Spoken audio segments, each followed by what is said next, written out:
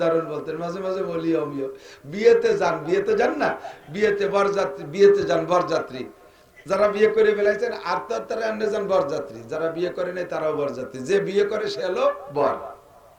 বিয়ের দিন বরে খায় বেশি না যাত্রীরা বেশি খায়?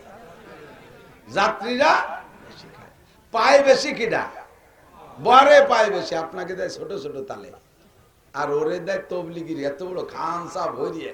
আজ তো ছাগল একটা উঠাইতেছে, কাইতে জিব্বে কামলা দিয়ে শুয়ে দিয়েছে, শাহরিয়ার মাথা শিং শুদ্ধ উঠাইতেছে। এক কচড়ি দিয়ে ভিটে বানাইছে 40 প্রকারের, মরিচির পিঠে, পিঁয়াজের পিঠে, এরপরে এত বড় বড় ডিম। আল্লাহ, এক ডিম পাইতে 2 মুরগি লাগে। একটু আনতে জোগাড়ি গা দিয়ে দেশে ওরে জম্বে দিয়ে দকিতা খায়। ওটা খায় না, রুমাইল মুখি দিয়ে তলে একটু দেয়, তাও লজ্জায় তা বাইয়ে বিয়ে পড়ে যায়। আর ওর সামনে যা দেশে আসাইলে বাসাইলে এরা শগুনির মতো কাড়িয়ে খেয়ে বেলায় দেয়, ঠিক না? পায় বেশি খায় কম, যাত্রীরা পায় কম খায় বেশি। তো শ্বশুর শাউরি, শ্বশুর তো ঘুরে ঘুরে দেখতেছে, শাউরিও বেড়ার ভাগ দিয়ে দেয়, আমার জামাই খাইনি কি, তা দেয় যে না তেমন খাইনি। আর ওদিন ওর খাওয়ারও শখ নাই, ওর তো নজর হলো অন্য দিক রয়েছে, যে আল্লাহ ভাবি দেয় যে ননদ না দেয়। দিয়ে গেলাম তো ভালো মেয়ে, সেটা কি ভাবি না ননদ, তার ঠিক এই টেনশনে ওর নজর রয়েছে ঘরের ভিতরে। আল্লাহ একবার তো দিন বিয়ে শাদী হয়ে সবাই খাইয়ে দিয়ে চলে গেছে। শাউরি জানে যে আমার জামাই খাইতে পারে না, জামাইয়ের জন্য খাওয়ার আর একটা দিন আছে। ওই দিনটা আমাকে দীক্ষাকে মেলানি কয় না, মেলানির দিন। সেদিন তো আর এই 500 আসবে না, সাথে গেছে একজন, আসলে 2 জন আসবে। এই 2 জন সহ আর জামাই মেয়ে 2 জনে জম্মের খাবে। শাউরি এক করে শ্বশুরকে বাজারে পাঠাইয়া কল করিয়ে নয়াইলে মুরগি, এরপরে লেস কোড়া নতুন আঁশ, এইগুলো সব কিনেছে, পাখি বুকি যা পাইছে জম্মের কিনা কিনছে। শুধু জামাই মেয়ে খাবে, আর সাথে 2 জন আসলে খাবে। তো খিয়া পার হয়ে জামাই মেয়ে বিলির ভিতর দিয়ে আসবে হেঁটে, তাকায় রয়েছে, আজকে আসে নাই। পরের দিন দেয় যে হ্যাঁ আসতেছে, খিয়া পার হয়েছে, জামাই মেয়েরে দেখা যাচ্ছে। কিন্তু সাথে 10-12 জন মনে করছে এক খেয়ে পার হয়েছে, অন্যদিক যাবে। কিন্তু আস্তে আস্তে দেয় যে সে দামলা 10টাই ওই বাড়ি ঢুয়ে পড়ছে। জামাইয়ের বন্ধু কইছে, দোস্ত ওদিন আমরা খাতে পারিনি, আমরা আজকে যাবো, তোরা আজকে জম্মের কান খাওয়াবে, ভাত খাবো। জ্যৈষ্ঠী মাসের দিন আইছে জামাই মাইয়া, আর সাথে ওই দামলা 10টা নিয়ে আসছে। ওই রাইতে আইসে তো আগে আল্লাং ঠালাং যা স্বভাব তাই করতে তালে রয়েছে, আইসেই দাঁড়াইয়া ডোয়া ভিজে ফেলাইছে, দাঁড়াইয়ে হানে ভিজেছে, হানে ভিজেছে করিয়ে টরিয়ে। এরপরে শ্বশুর তো কিছুই করতে পারতেছে না, দুঃখের জ্বালায় সহ্য হচ্ছে না। আবার তো জামাইয়ের সাথে আইছে, এখন চিন্তা হচ্ছে যে মিয়া যত আলাং ফালাং করো না কেন, আমার মুরগি দুপুর বেলায় একটাই, আমার জামাই মেয়ে 2 জনের জন্য একই মুরগি, সাথে ওই যে 2 জন বরাদ্দ ছিল ওরা খাবে। তো এই 10 জন আইসে, এগে মুখ মারবে কি দিয়ে, এগে তো কিছু দিতে হবে। আসার সাথে সাথে শ্বশুর কয়, মেয়ারা খরার মধ্যে যাইতে আইছে জ্যৈষ্ঠী মাসের দিন, তাড়াতাড়ি চুবড়ি আম গাছে ওঠ। চুবড়ি আম গাছে উঠে দিয়েছে, ঝাঁকি 40-50টা পড়ছে কাঠ, 2 প্রকারের কাঠ, নুন দিয়ে, মরিচ তেল, লবণ দিয়ে, বলন দিয়ে মাখা 1 ডিশ, আর ওই তালগুড় দিয়ে মাখা 1 ডিশ। এই তালগুড় দিয়ে আর ওই লবণ মরিচ বলন দিয়ে মাহাই দিয়েছে, ওরা পাইয়ে খায়, হাঁসের মতো গিলতেছে। আর কয় যে তা ওইসব কি কবিরাজ নাকি, বুঝলো কি এখানে গরম কাটে, খাও মিয়া খাও। আর ওই সময় মিঠে, কাঁচা মিঠে গাছ আছে না, হরির একটা পাড়িয়ে একটু চিক করে সামান্য একটু চিনি দেও না, জামাই মেয়েরে দিছে, ওকে ইশারা দিছে কম খায়, বেশি খাইস না, ওইগুলোরে সাফ করে নিয়ে আগে বসছে যে এখনো পুরো পেট ভরে নেই। ছাতু ছিল না ঘরে, ছাতু গরমকালে ছাতু খালি পারা কিন্তু গরম কাটে। এই ছাতু 2 পদের মাহাইছে, সরোবর ওই যাও ওই দিছে 1 ডিশ, আর এই আঠা ওই মাহাই দিছে 1 ডিশ। وبارك وسلم تسليما كثيرا. أما بعد فأعوذ بالله من الشيطان الرجيم. بسم الله الرحمن الرحيم. إنا عرضنا الأمانة على السماوات والأرض والجبال فأبين أن يحملنها وأشفقن منها وحملها الإنسان إنه كان ظلوما جهولا.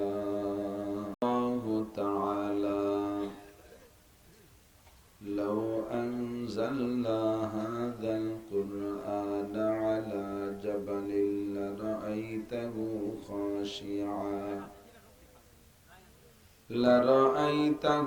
خاشعا متصدعا من خشية الله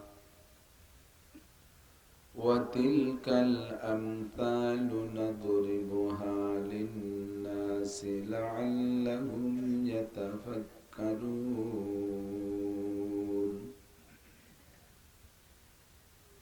وقال محمد رسول الله صلى الله عليه وسلم خيركم من تعلم القرآن وعلمه سبحانك لا علم لنا إلا ما علمتنا إنك أنت العليم الحكيم رب اشرح لي صدري ويسر لي أمري واحلل عقدة من لساني يفقه قولي رب زدني علما اللهم بارك لنا في رجب وشعبان وبلغنا رمضان اللهم أرنا الحق حقا وارزقنا اتباعه وأرنا الباطل باطلا وارزقنا اجتنابه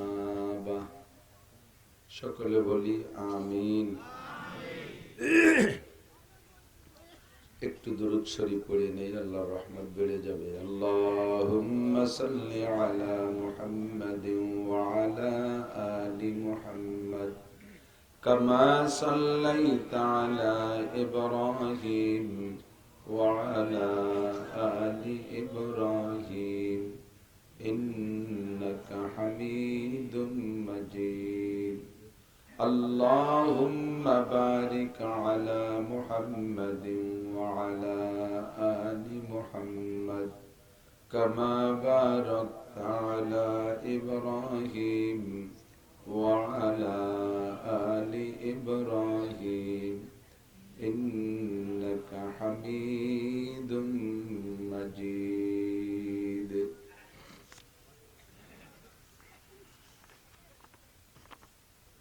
ঐতিহ্যবাহী বনগ্রাম পশ্চিমপাড়া দারুল উলুম শামসিয়া কওমিয়া কবরস্থান মাদ্রাসা বনগ্রাম গোপালগঞ্জ বাংলাদেশের উদ্যোগে আয়োজিত নবম বার্ষিক হজ মাহফিল।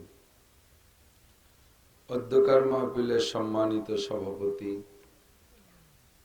মাহফিলের প্রধান অতিথি, মাদ্রাসার সুযোগ্য সুদক্ষ মোহতামিম সাহেব হুজুর, আসাতিজায়ে কেরাম, আজকের মাহফিল উপলক্ষে দাওয়াতি উলামায়ে কেরাম, এই অঞ্চলের অনেক অনেক উলামায়ে কেরাম, আইম্মায়ে মাসাজিদ, প্রাণপ্রিয় দেশবাসী, অত্যন্ত মহব্বতের গোপালগঞ্জবাসী,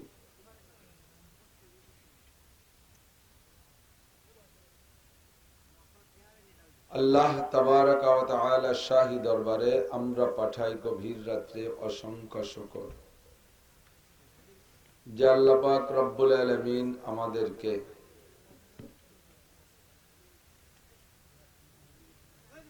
সারা দুনিয়ার মধ্যে, বিশাল দুনিয়ার মধ্যে বাংলাদেশ ছোট্ট একটা দেশ আমাদের জন্য আল্লাহ তাআলা স্বাধীন করে দিয়েছেন, যার স্বাধীনতা আমরা অনেক আগের থেকে উপভোগ করে আসতেছি। ৭১ সাল থেকে নিয়ে এ পর্যন্ত আমরা বাঙালি জাতি হিসেবে আত্মপ্রকাশ করে তার স্বাধীনতা বিভিন্নভাবে উপভোগ করতেছি। বিশেষ করে ধর্মীয় দৃষ্টিকোণ থেকে যে কোনো জায়গায় ইচ্ছা করলে মসজিদ, মাদ্রাসা, ঈদগাহ, গোরস্থান এগুলো আমরা করতে পারি। এটাই স্বাধীনতার একটা অংশ। যে কোনো জায়গায় মাহফিল করতে পারি, তাফসির মাহফিল, ওয়াজ মাহফিল, বিশ্ব ইস্তেমার মতো বড় মাহফিল, চরমনায়ের ময়দানে বিশাল মাহফিল, তারই একটা অংশ হিসেবে আমাদের বনগ্রাম পশ্চিমপাড়া হাফেজিয়া মাদ্রাসা, কবরস্থান মাদ্রাসা, মাদ্রাসার পক্ষ থেকে আয়োজিত আজকের মাহফিল, এই অঞ্চলের হাজারো লাখো মানুষের মধ্য থেকে আল্লাহ পাক বাছাই ছাঁটাই করে সাময়িক কিছুক্ষণ জান্নাতের বাগান হিসেবে আমাদেরকে এইটা পরিবেশ তৈরি করে আসার বসার উলামায়ে কেরামের কাছ থেকে হিদায়াতি কথা শোনার সুযোগ করে দিয়েছেন। একটু শুকর আদায় করি আলহামদুলিল্লাহ। আমি এসে হযরত মাওলানা শিবলি সাহেবের বয়ানের অংশ শুনেছি। বিশেষ করে আমাদেরকে তিনি সালামের প্রশিক্ষণ দিয়েছেন। একটা বিষয়ের পর অনেক দালাইল, অনেক যুক্তি দিয়ে, অনেক প্রয়োজন প্রকাশ করে সুন্দর করে বুঝাইছেন। আল্লাহ পাক আমাদের এই সকলকে ইফশায়ে সালাম, বেশি বেশি সালাম প্রচলন দেওয়ার তৌফিক দান করুন।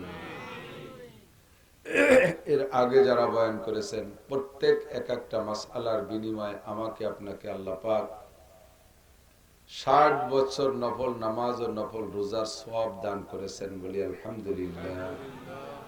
এখনো যা শুনবেন মাসআলা জড়িত যে কথাগুলো, তার বিনিময়ে এভাবেই নেকি পাবেন। যারা দাঁড়িয়ে আছেন তারা বসে শুনলে বেশি নেকি পাবেন, দাঁড়ায় থাকলে কম নেকি পাবেন। এই জায়গাটা তো সম্পূর্ণ নেকি কামাই করার কারখানা। এ জায়গা বিস্কুট তৈরি হবে না, কেক তৈরি হবে না, এ জায়গা দুনিয়ার কোনো পণ্য তৈরি হবে না, এ জায়গা নেকি তৈরি হবে, আখিরাতের টাকা বানানোর কারখানা। বলি সুবহানাল্লাহ। হুজুর বলেন আল কাইয়্যিসু মান দানা নাফসাহু ওয়া আমিলা লিমা বাদাল মাউত। তোমাদের মধ্যে সবচেয়ে চালাক, তোমাদের মধ্যে সবচেয়ে চালাক ওই ব্যক্তি। কোন ব্যক্তি? যে ব্যক্তি সবচেয়ে বড় ফাঁকিবাজ, পরের জমি দলিল করে নিতে পারে, সেই ব্যক্তি তোমাদের মধ্যে সবচেয়ে বড় চালাক। তাই নাকি? ওটা সবচেয়ে বড় আবাল। ধরা যেদিন পড়বা সেই দিন বুঝবা, ঠিক না? আমরা সিটার, বাটপার, ধোঁকাবাজ, ফাঁকিবাজ, লম্পট এদেরকে চালাক মনে করি। আরে কপাল, চালাক আমাদের নানটু। আমাদের সদস্য হুজুর রহমতুল্লাহ আলাইহির খলিফা আমাদের নিজলের হযরত মাওলানা আব্দুর রাজ্জাক শাহ হুজুর রহমতুল্লাহ আলাইহি বলতেন, কারে কপাল, হুজুরের কথা টানি এরকম এরকম ছিল, আরে কপাল, ইঞ্জিনিয়ার আমাকে পাইছো, এই ভাষায় বলতেন। ওনার বয়ান যারা শুনছেন তারা সাক্ষী দিতে পারবেন। সুরতাল নাই, কিন্তু এমন ভাবে কথা উপস্থাপনা করতেন, সব কথার মধ্যে শিক্ষা ছিল, আবার হাসতে হাসতে দম বেড়ে যেত। কঠিন মানুষ ছিলেন। ছোট্ট মাদ্রাসায় গেছি ছোটবেলায় ওয়াজ শুনতি, উনি ওয়াজ করতেছেন, তো ওনার স্টেজে যশোরের হুজুর, নানুপুরি হুজুর, গড়ডাঙ্গার মোহতাম শাহ হুজুর, চৌমনি হুজুর, কাশিনী হুজুর, কত বড় বড় মুরব্বীরা সব। এই সব মুরব্বী ওনার ওয়াজ শুনতে ঘরের থেকে বেরোয় এসে ওই জায়গা আইসে স্টেজে বসে এই হাসি রস শুনতে শুনতে বুড়োরা হাসতে হাসতে কান্দিয়ে দিচ্ছে, চোখ দিয়ে পানি বেড়ে গেছে। তো আমরাও হাসতেছি, আমরা তো ছোট, আমরা তো সে ওয়াজ বুঝি না, খালি হাসির টুক ভালো লাগে তাই শুনি। তো কিছুক্ষণ পর দেখি মাঠের মাঝখানের দিক তাকায় সবাই হাসতেছে। ঘটনা কি? হুজুরের দিক তাকানো বাদ দিয়ে মাঠের মাঝে তাকায় হাসে। তো গুড়ি পাই আগেই গেছি, দেখতে দেখতে যে সত্যি এক বেকায়দা একজন ওই হুজুরির ওয়াজ শুনতে শুনতে হাসতে চলেতে হাসতে হাসতে হাসা অবস্থায় ঘুমাই গেছে, মুখ বন্ধ মনে নেই, মুখ হাসা রয়েছে, সে ঘুমাই গেছে। সবাই ওই দিকে আসতেছে, কথা টানি ছিল আলাদা। ওরে কপাল, ইঞ্জিনিয়ার আমাকে পাইছিও। কি ইঞ্জিনিয়ার? গাছে উঠি নারকেল পালিয়ে, সেই নারকেল ছুলিয়ে কিভাবে তার বেরমতাইল হুটো দিয়ে, এরপরে কুরানি একখান ভিতরে দিয়ে নারকেল কুড়ায় বেরোইয়ে খাইয়ে বাঁশের কুঞ্চি একখান আগার মধ্যে ঢুকোই দিয়ে, তার নাম নইসিয়ে, এরপরে মাটিয়ে করলে একটা উপরে লাগাই দিয়ে, সেই জায়গা কত উপরে করলে সেই জায়গা আগুন জ্বালাই দিয়ে নারকেলের কুনা ফুটো দিয়ে চুমুক দিয়ে ধুমো গালে নিয়ে, সেই ধুমো নাক দিয়ে চোখ দিয়ে কাইন দিয়ে ফাঁসা দিয়ে সব জায়গায় দিয়ে ছাড়ে, ইঞ্জিনিয়ার আমাকে পাইছিও, এইভাবে বলতেন। চালাক আমাকে নান্টু বাড়িতে 10 টাকা নিয়ে বেরোইছে, এই বেসতে চলে গেছে খুলনা, খুলনা তো ওই দিয়ে স্টিমারে চলে গেছে চট্টগ্রাম, চট্টগ্রাম দিয়ে তারপরে ওই বেসতে নোয়াখালী, কুমিল্লা, নরসিংদী হয়ে ব্রাহ্মণবাড়িয়া হয়ে সিলেট যাইয়ে তারপরে ওই বেসতে সিলেটের সব কয় জেলা ঘুরিয়ে কিশোরগঞ্জ যায়, ময়মনসিংহ, টাঙ্গাইল, ওই বেসতে রংপুর, কুড়িগ্রাম, নৌরো, রৌমারী, পঞ্চগড়, ঠাকুরগাঁও, পীরগঞ্জ, বীরগঞ্জ ঘুরিয়ে রাজশাহী, পাবনা, নাটোর দিয়ে ফিরে আবার এই বেসতে খুলনা দিয়ে চলে গেছি। 10টা টাকা পকেটে রয়েছি, 1টা টাকাও কমে নাই। চালাক আমাকে নান্টু, কোথাও যে টাকা দেয়া লাগে নাই, ফাঁকি ফুকি দিয়ে চলে এসে এরে চালাক কয় না। হুজুর বলেন আল কাইয়িসু মান দানা নাফসাহু, তোমাদের মধ্যে সবচেয়ে চালাক ওই ব্যক্তি যে নিজেকে নিজে ইচ্ছাকৃতভাবে দিনদার বানাইলো। বোঝা যায় দিনদার বানানোর দায়িত্ব আমার, এ ক্ষমতাও আমার আছে, ইচ্ছা করলে হয়ে যাবে। আমাকে আমি ধার্মিক বানাইতে পারি, আমাকে আল্লাহ তাআলা স্বাধীনতা দিয়েছে, ইচ্ছা করলে মসজিদে যাইতে পারি, ইচ্ছা করলে মন্দিরে যাইতে পারি, ইচ্ছা করলে চরমোনাই ইস্তেমায় যাইতে পারি, টঙ্গীর ইস্তেমায় যাইতে পারি, ইচ্ছা করলে ওলাকান্দি ঠাকুর বাড়িও যেতে পারি, ইচ্ছা করলে মাহফিলে আসতে পারি, ইচ্ছা করলে গহরডাঙ্গার মাহফিলে যাইতে পারি, মসজিদে যাইতে পারি, মাদ্রাসায় যাইতে পারি। আবার আমাকে দিয়ে ইচ্ছা করাইলে আমি দুর্গা পূজা, কালী পূজা, সরস্বতী পূজা, লক্ষ্মী পূজা, জারি যাত্রা, করসা, গাজীর গান, গুণযাত্রা, যাত্রা, কুযাত্রা, যত জায়গা আছে সব জায়গা যাইতে পারি। পারি কি পারি না? আমাকে আল্লাহ তাআলা ইচ্ছার স্বাধীনতা আর ক্ষমতা দিয়েছেন, এ জায়গা আল্লাহ তাআলা হস্তক্ষেপ করেন না। আল্লাহ বলেন লা ইকরাহা ফিদ্দিন, ধর্মের ব্যাপারে কোনো জবরদস্তি নেই, তোমাকে আমি স্বাধীনতা দিয়েছি। ফামান শাআ ফালইউমিন, তোমার মনে চাই ঈমান আনো, ওমান শাআ ফালইয়াকফুর, মনে চায় না ঈমান আনো না, কাফের হয়ে যাও, আমি এখন তোমার হস্তক্ষেপ করব না। তোমার মনে চাইলে মধু খাও, মনে চাইলে মদ খাও, মনে চাইলে শরবত খাও, মনে চাইলে গাঁজা বা ফেনসিডিল খাও, তোমার যা খুশি তাই করতে পারো। তবে এই স্বাধীনতাকে দুই দিক বুঝাই দেওয়া হয়েছে, এটা ভালো ভালো পথের স্বাধীনতা, এটা মন্দ পথের স্বাধীনতা। যদি তুমি স্বাধীনতাকে মন্দ পথে ব্যবহার করো, গুনার কাজ করো, তাহলে তুমি জেনে নাও ইন্না বাচ্চা রাব্বিকা লাশাদীদ, ওঠো, কত উপরে উঠতে পারো, স্বাধীনতা দিয়েছে, ওঠো, সিঁড়ি বেয়ে উঠতেছ, যত উপরে উঠবা আষাঢ়ে তত জোর বেশি হবে। কতক্ষণ এই স্টেজেতে গড়ই পড়লি মরেনি কি মানুষ, একটু করতে বললি বাংলাদেশ বুড়ো মানুষ হলে একটু ব্যথা টেথা বাতি পারে, ওলাপান পড়িয়ে টেনিস বলের মতো লাগছে, সিটে পিঠে চলে যায়, ওরা কিছু হয় না। বুড়ো মানুষ একটু ব্যথা পাইতে পারে, তবে মরবে না ইনশাআল্লাহ। কিন্তু 200 হাত উপরে উঠে গেছে, ওই জায়গাতে যদি আষাঢ় দিয়ে ফেলে দেওয়া হয়, মূর্তির জন্য মাটি পর্যন্ত আসা লাগবে না। কতক্ষণ অর্ধেক পথে মরে যাবে, বাহিটুক পড়বে ভাও। যত উপরে উঠানো যাবে আষাঢ়ে তত জোর বেশি হবে। নমরুদরে উঠাইছে অনেক উপরে, আষাঢ়ে জোর বেশি হয়েছে। ফিরাউনকে উঠাইছে অনেক উপরে, উঠে গেছে অনেক উপরে, তাকে আল্লাহ তাআলা সেভাবে সাগরের মধ্যে ডুবাই মারছে। কারুনকে উঠাইছে আল্লাহ অনেক উপরে, মাটির মধ্যে চুবাইয়া মারছে।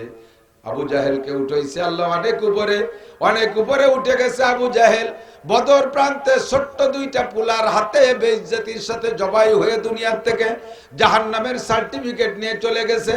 আল্লাহ কয় উঠতে থাকো, কত উপরে ওঠো, আমি তোমাকে সুযোগ দিয়েছি, উঠার সময় বাধা দেব না। তবে যুবক তুমি জেনে নাও ইন্না বাচ্চা রাব্বিকা লাশাদীদ, যেদিন তোমার রব যাকে ধরে তার হাত থেকে ছুটতে বড় কঠিন। কতক্ষণ আল্লাহ যদি কেউরে ধরে, সে আল্লাহর হাত থেকে ছুটতে পারে না। নবী পাক বলেন আল কাইয়িসু মান দানা নাফসাহু, চালাক আর জ্ঞানী হুঁশিয়ার বুদ্ধিমান ওই ব্যক্তি যে নিজের স্বাধীনতাকে প্রয়োগ কইরা দিনদারি অবলম্বন করলো, দিনের উপরে চলা শুরু করলো, ওই লোকটা অরিজিনাল চালাক। ওয়া আমিলা লিমা বাদাল মাউত, আর আমল করে পরকালের জন্য প্রস্তুতি নিল, ওই লোকটা হলো অরিজিনাল চালাক।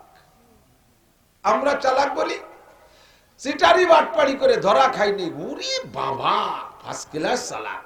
আল্লাহ কয় তুমি একটুও চালাক না, তুমি জন্মের বোকা।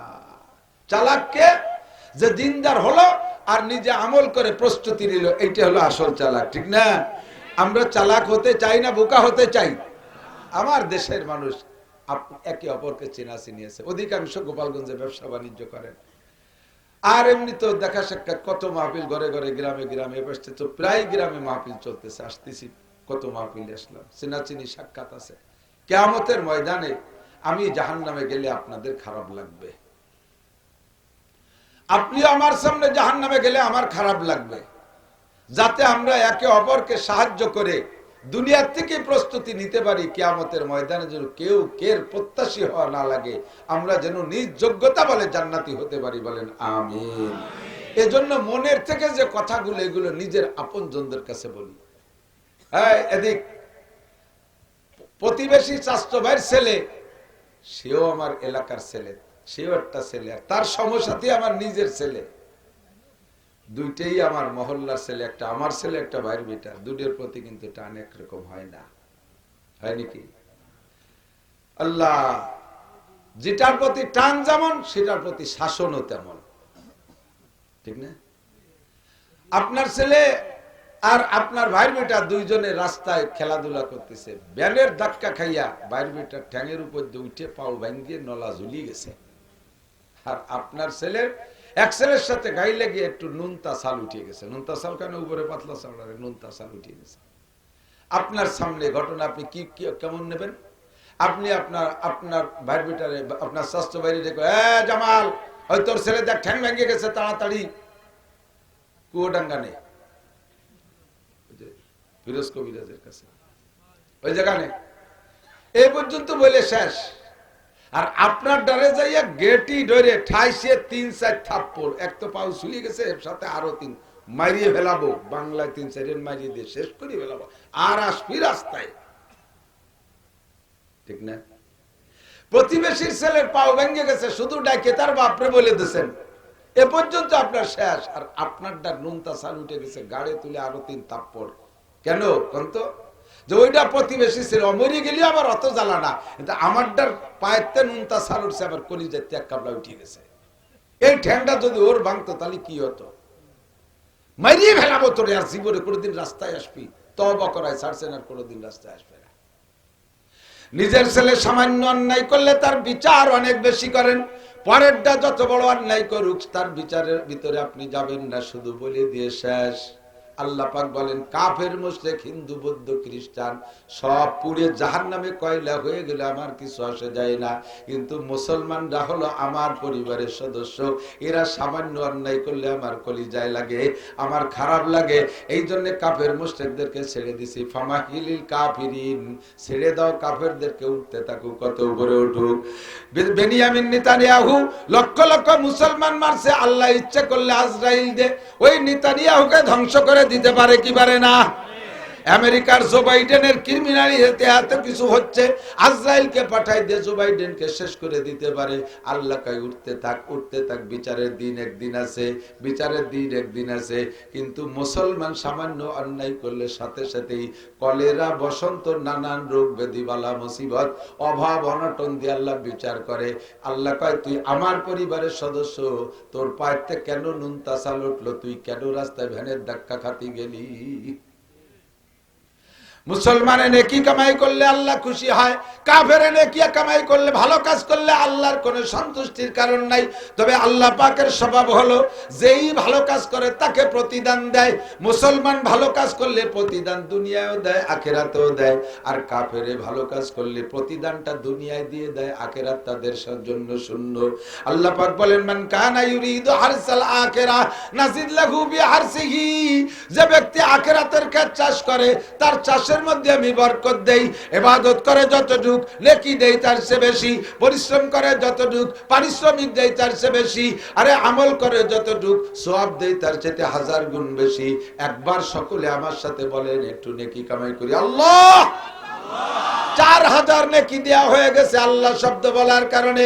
একবার পড়ি লা ইলাহা ইল্লাল্লাহ মুহাম্মাদুর রাসূলুল্লাহ তামলাউ মা বাইনাস সামাই ওয়াল আরদ। আল্লাহ কয় যে পড়েছো তার কারণে তার জন্য আসমান জমিনের ফাঁকা জায়গাটা নেকি দ্বারা ভরপুর হইয়া গেছে।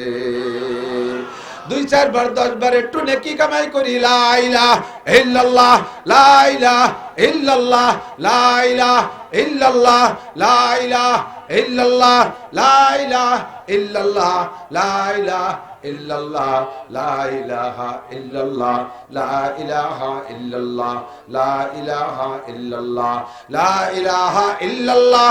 এ যুবক জোরে বলো লা ইলাহা ইল্লাল্লাহ লা ইলাহা ইল্লাল্লাহ লা ইলাহা ইল্লাল্লাহু মুহাম্মাদুর রাসূলুল্লাহ।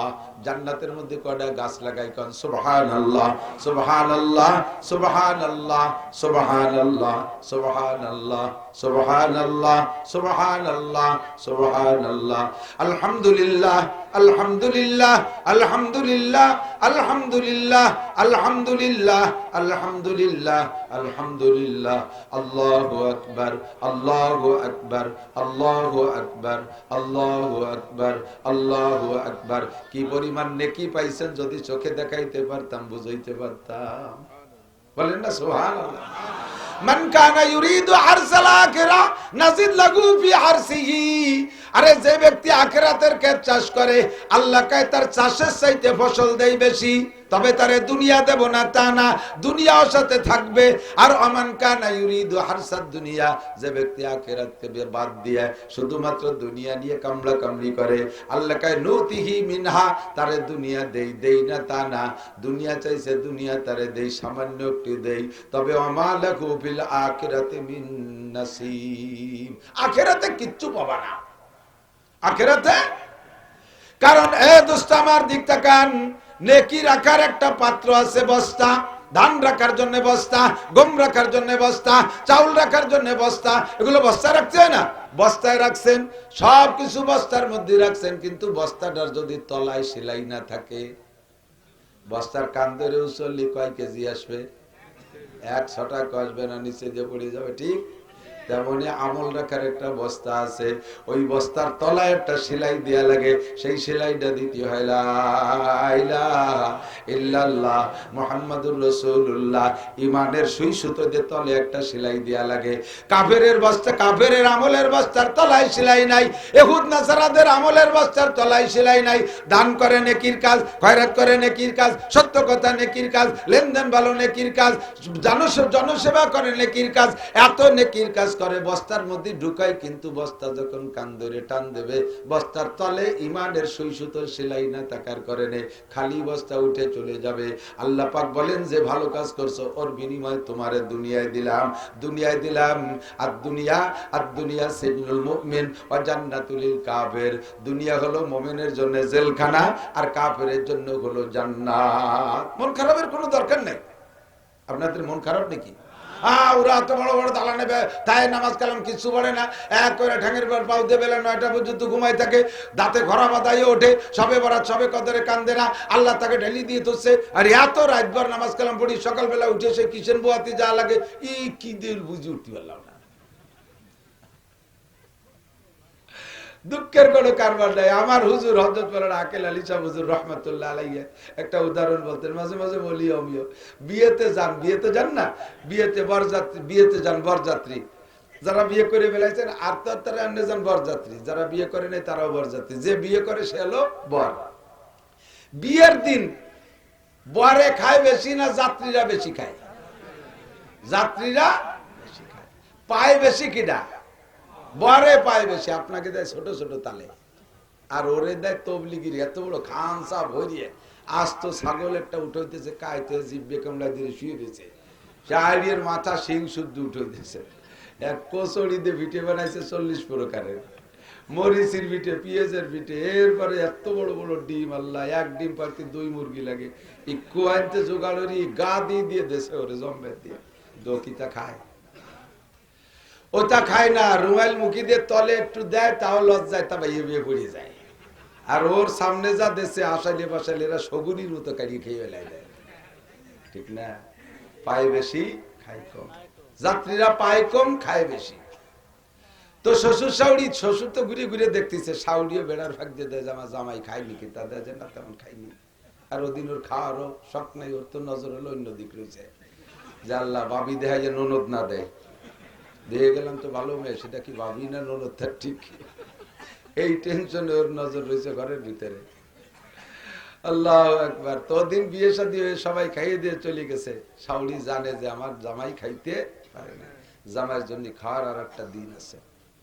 ওই দিনটা আমাকে দীক্ষাকে মেলানি কয় না, মেলানির দিন। সেদিন তো আর এই 500 আসবে না, সাথে গেছে একজন, আসলে 2 জন আসবে।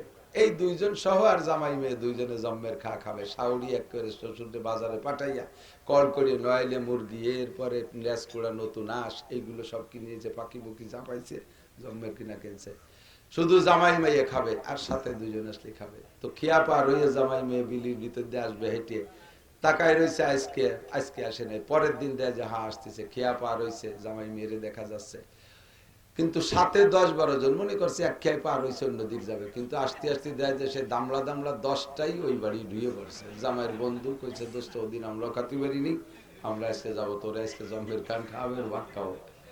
জ্যৈষ্ঠী মাসের দিন আইছে জামাই মাইয়া, আর সাথে ওই দামলা 10টা নিয়ে আসছে। ওই রাইতে আইসে তো আগে আল্লাং ফালাং যা স্বভাব তাই করতে তালে রয়েছে, আইসেই দাঁড়াইয়া ডোয়া ভিজে ফেলাইছে, দাঁড়াইয়ে হানে ভেজেছে, হানে ভেজেছে, করিয়ে টরিয়ে। এরপরে শ্বশুর তো কিছুই করতে পারতেছে না, দুঃখের জ্বালায় সহ্য হচ্ছে না, আবার তো জামাইয়ের সাথে আইছে।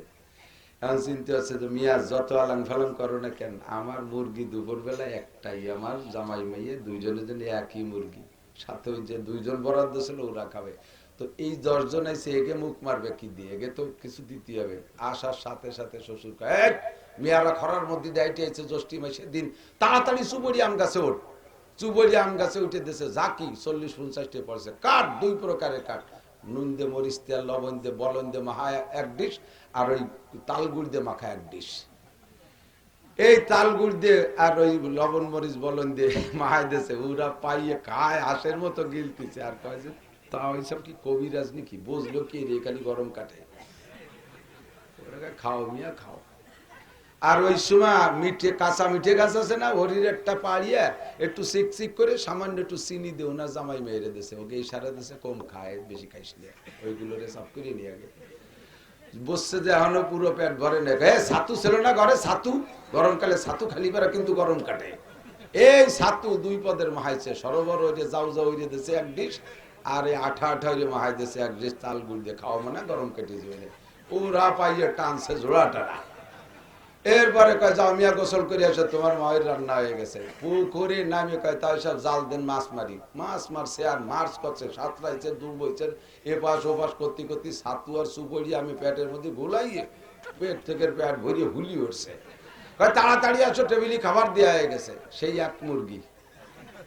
ওরা এবার টেবিলের পাশে বসে গরুর মতো গ্যাড় গ্যাড় করে, আরে তাই সব সুপড়ি আমার ছাতু কি মারিয়ে গেছে, খাতে পারলাম না। এখন সালে আর জামাই মেয়ে 2 জনে সেই মুরগি খাইছে, ওরা খালি মুই বসে রয়েছে। আল্লাহ পাক বলেন, দুনিয়া হলো সুপড়ি আমার ছাতু। কাফের, মুশরিক, হিন্দু, বৌদ্ধ, খ্রিস্টানের জন্মের খা। আমার মুসলমান তোরা বর, তোদের জন্য রয়েছে জান্নাতের ভিতরে টেবিল, ওই টেবিলের উপর ওই দস্তরখানে তোদের জন্য মুরগি পাক হচ্ছে, তোদের জন্য সব দামি খানা পাক হচ্ছে। সেদিন ওরা খাবে না, ওরা খালি গ্যাড় গ্যাড় করে জাহান্নামের মধ্যে ডেক ছাড়বে, তোরা পরান বেরিয়ে খাবি। কন্যা সুবহানাল্লাহ। ওমান কানা ইউরিদু হারসাদ দুনিয়া, যে ব্যক্তি দুনিয়া চায়, নুতিহি মিনহা, দুনিয়া তার একটু দেই, ওমা লাহু ফিল আখিরাতি মিন নাসিব। মেলানির তারিখে তারা কিছুই খাইতে পারবে না। মেলানির তারিখে খাইবা জামাল কামাল, আর জামাল 2 জনে খাবা পরান বইরা। এ কি রাই, তুই রাইস কারে, এই 2 জন জাদি কথা, এই যে গেল লাঠি নিয়ে বাড়ি বনে কথা কইসনি। আল্লাহু আকবার। আমার দিক তাকান, তাহলে দুনিয়া থেকে আখিরাত কামাই করে নিয়ে যেতে হবে, কথা কন না? হুজুর অনেক সুন্দর করে বোঝাইছে, মরার পরে নাকি লাগবে, কিন্তু কামাই করার জায়গা দুনিয়া। যে যে কায়দায় পারি চালাকি করে, কৌশল করে নেকি কামাই করবো, রাজি আছেন না ইনশাআল্লাহ? সামনে যদি একটু ফাঁকা জায়গা থাকে, আগায় বসলে আর একটা চালাকি হবে, 10 বছর ইতিকাফের নেকি হবে। সামনে আগায় বসলে 10 বছর ইতিকাফের নেকি, চালাকি করে যে করে পারে, যে কোনো ভাবে টেরিটরি আগে চলে আসতে। দাঁড়ানোয়ালারা বসে পড়লি 10 বছর এতেকাফের নেকি পাবেন, দাঁড়ানোয়ালারা বসলি 10 বছর এতেকাফের নেকি পাবেন। যদি এতক্ষণ আমার কথার সাথে একমত থাকেন তাহলে বসবেন, আর যদি এতক্ষণ একমত না থাকেন তাহলে বসবেন না, দাঁড়াই থাকবেন। অনেকে আছে আবার এই কেন্দ্র স্বভাবে জিকিরের সাথে আসি লা ইলাহা ইল্লাল্লাহ। এ মাইক কা গয়া, মাইক তো হলো না, বক্স টক্স দেয়নি, বক্স দেও নাই তো তা বাজে না, একটু টের পাচ্ছি না। আমার তো যে এক মাইক খারাপ হয়ে গেলি জান শেষ। আর আমি যদি খারাপ কই তোকে আর এই দেশে নবে না কেউ। আমি যদি কই মাইকে জুত পাচ্ছি না, তাহলে তোমাকে ব্যবসায় সিজন শেষ কাকা। বসেন না, মাইক খুব ভালো, সবাই নিয়েন, কিন্তু আজকে খারাপ হয়ে গেছে, ওকে মাইক দেওয়া যায় না। বসেন বসেন, একটু বসে শুনতে, বসে শুনতে। অনেকে আছে আসার সময় পায়খানা করছে, পানি বাইনে বসলি প্যান্ট নষ্ট হয়ে যেতে পারে, এবার তো বসে না, দাঁড়াই থাকলি বসবো যে ঝামেলা হয়েছে।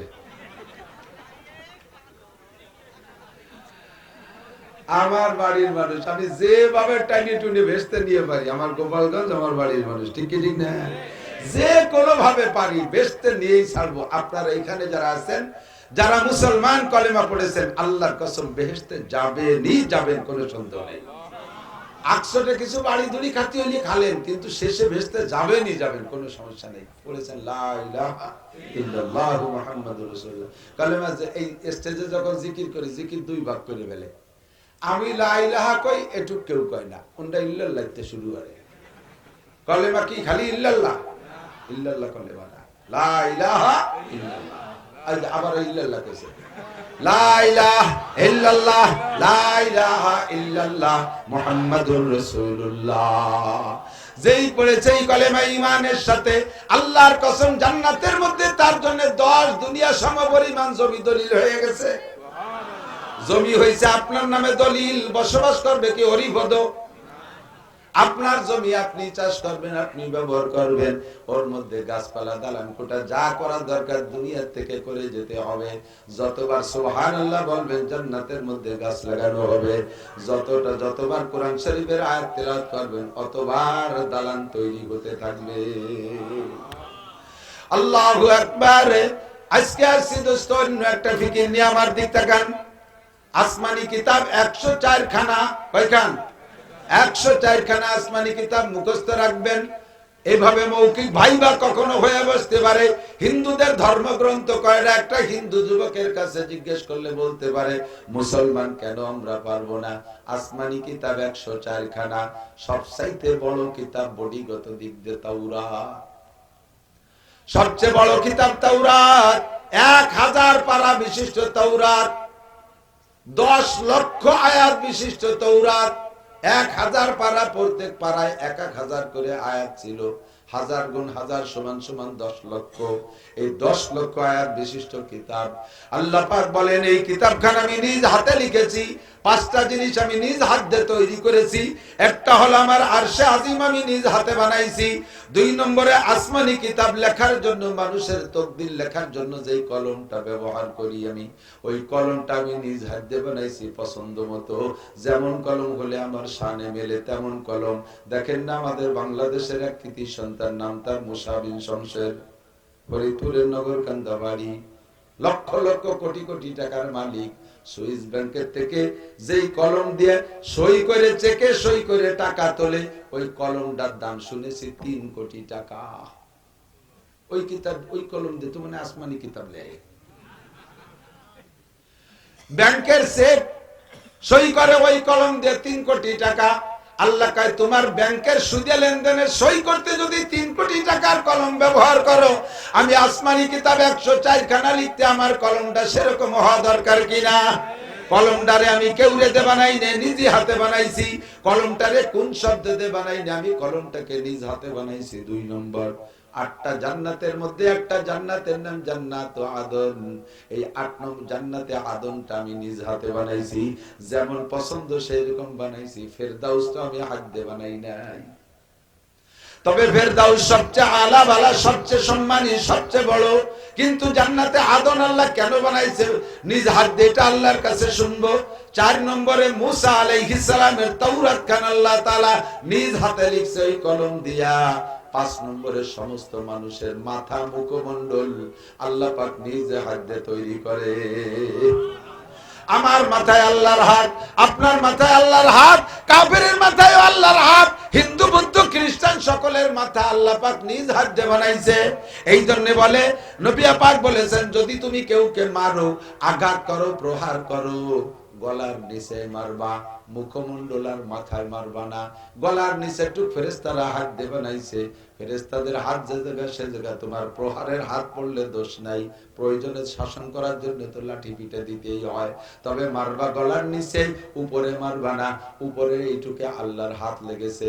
আল্লাহর হাত যেখানে স্পর্শ হয়েছে ওখানে তোমার রাগের হাত, তোমার প্রহারের হাত মারলে হাতটা কেমন যেন আল্লাহর হাতের উপরে যেয়ে পড়ে, তোমার মাইরটা যেন আল্লাহর হাতের উপরে পড়ে, ওই জায়গা তুমি মারবা না। এটা হলো এই জন্য মুখমণ্ডল আর মাথায় মারা নিষেধ। কিন্তু আমরা সবাই মায়ের পয়লাটা কোন জায়গা দেই? নাক বসকায় ফেলবো, পয়লা ঘুষি নাকে, লাঠি দিয়ে বাড়ি দিলি কোন বাড়িটা আগে কোন জায়গা? মাথা ফাটায় ফেলাই দেবে। সর দিলি কান জড়াইয়া, সর দিলি থাপ্পড় দিলি গালের উপরে, মুখের উপরে মারে, মাথার পিছনে মারে। যারা যারা এভাবে মারামারি করেন তারা মনে রাখবেন, বিশেষ করে সন্তান যারা ছোট স্টুডেন্ট, তাদের গলার উপরে, মাথায়, মুখে, কানে, এই কানে মারবেন না, মাথার পিছনে মারবেন না। ব্রেন হলো মাথার পিছনে, ব্রেন মাথার পিছনে। মাস্টাররা ডাক্তাররা যারা আছেন তারা সাক্ষী দেন, ব্রেন হলো মাথার পিছনে। বারবার মাথার পিছনে মারলে ধীরে ধীরে ব্রেন নষ্ট হয়ে যায়। কান ধরে টান দিলে ব্রেনের সাথে টান লাগে। মুখ আল্লাহর দেয়া নুরানি একটা চেহারা, এর উপরে কখনো মারবেন না। মাদ্রাসার হাফেজ সাহেব হুজুর, কারি সাহেব হুজুরের একটু রাগ বেশি হয়, পোলাপান পালে তো ছাগলের মতো, তো কথা শোনে না, এই জন্য রাগিয়ে এমন মারে আর ধরে কান ধরে টান দিয়ে উঠে গেলে, বারবার কান ধরে টানলে কানটা বাইরা হয়ে যাবে। গালের উপরে যখন মুখের উপরে টাও ধরে টান মারেন, আল্লাহ কয় তুই আমার হাতের চামড়া ধরে যেন টান মারলি, আমার হাত ধরে টান মারলি, এ জায়গা মারবি না। আর একটা কথা মনে করে দিয়ে দিক থাকেন, ছাত্ররা রাতের বেলা হেফজখানা কিরাতখানার হুজুররা খেয়াল করবেন, হুজুররা ওয়াজ শুনতে আসে, বিভিন্ন মাদ্রাসায় ওয়াজ শুনতে আসে না, ওয়াজ দেখতে আসে। এক গলিতে কি পরিমাণ লোক হয়েছে, ওই দেখাই দিয়ে বাড়ি চলে যায়। এক মৌলবীও ওয়াজ শোনে না। আপনাকে এখানে বসাই দিয়ে ঘরের মধ্যে বসে খালি খাবে আর গাছ চাবে।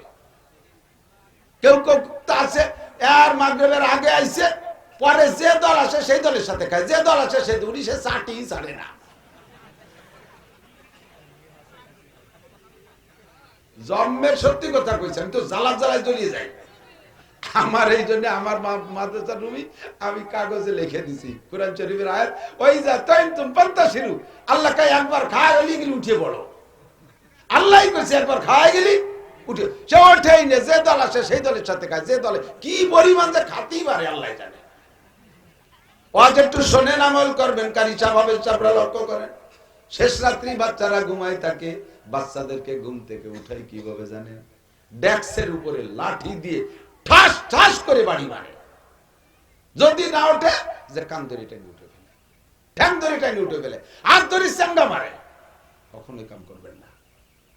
মানুষ যখন ঘুমায় যায়, শুনতেছেন আপনারা, আপনারাও ছেলেমেয়ের সাথে আচরণ করবেন না, সবাই শিখেছি। নবী পাকের আদর্শ।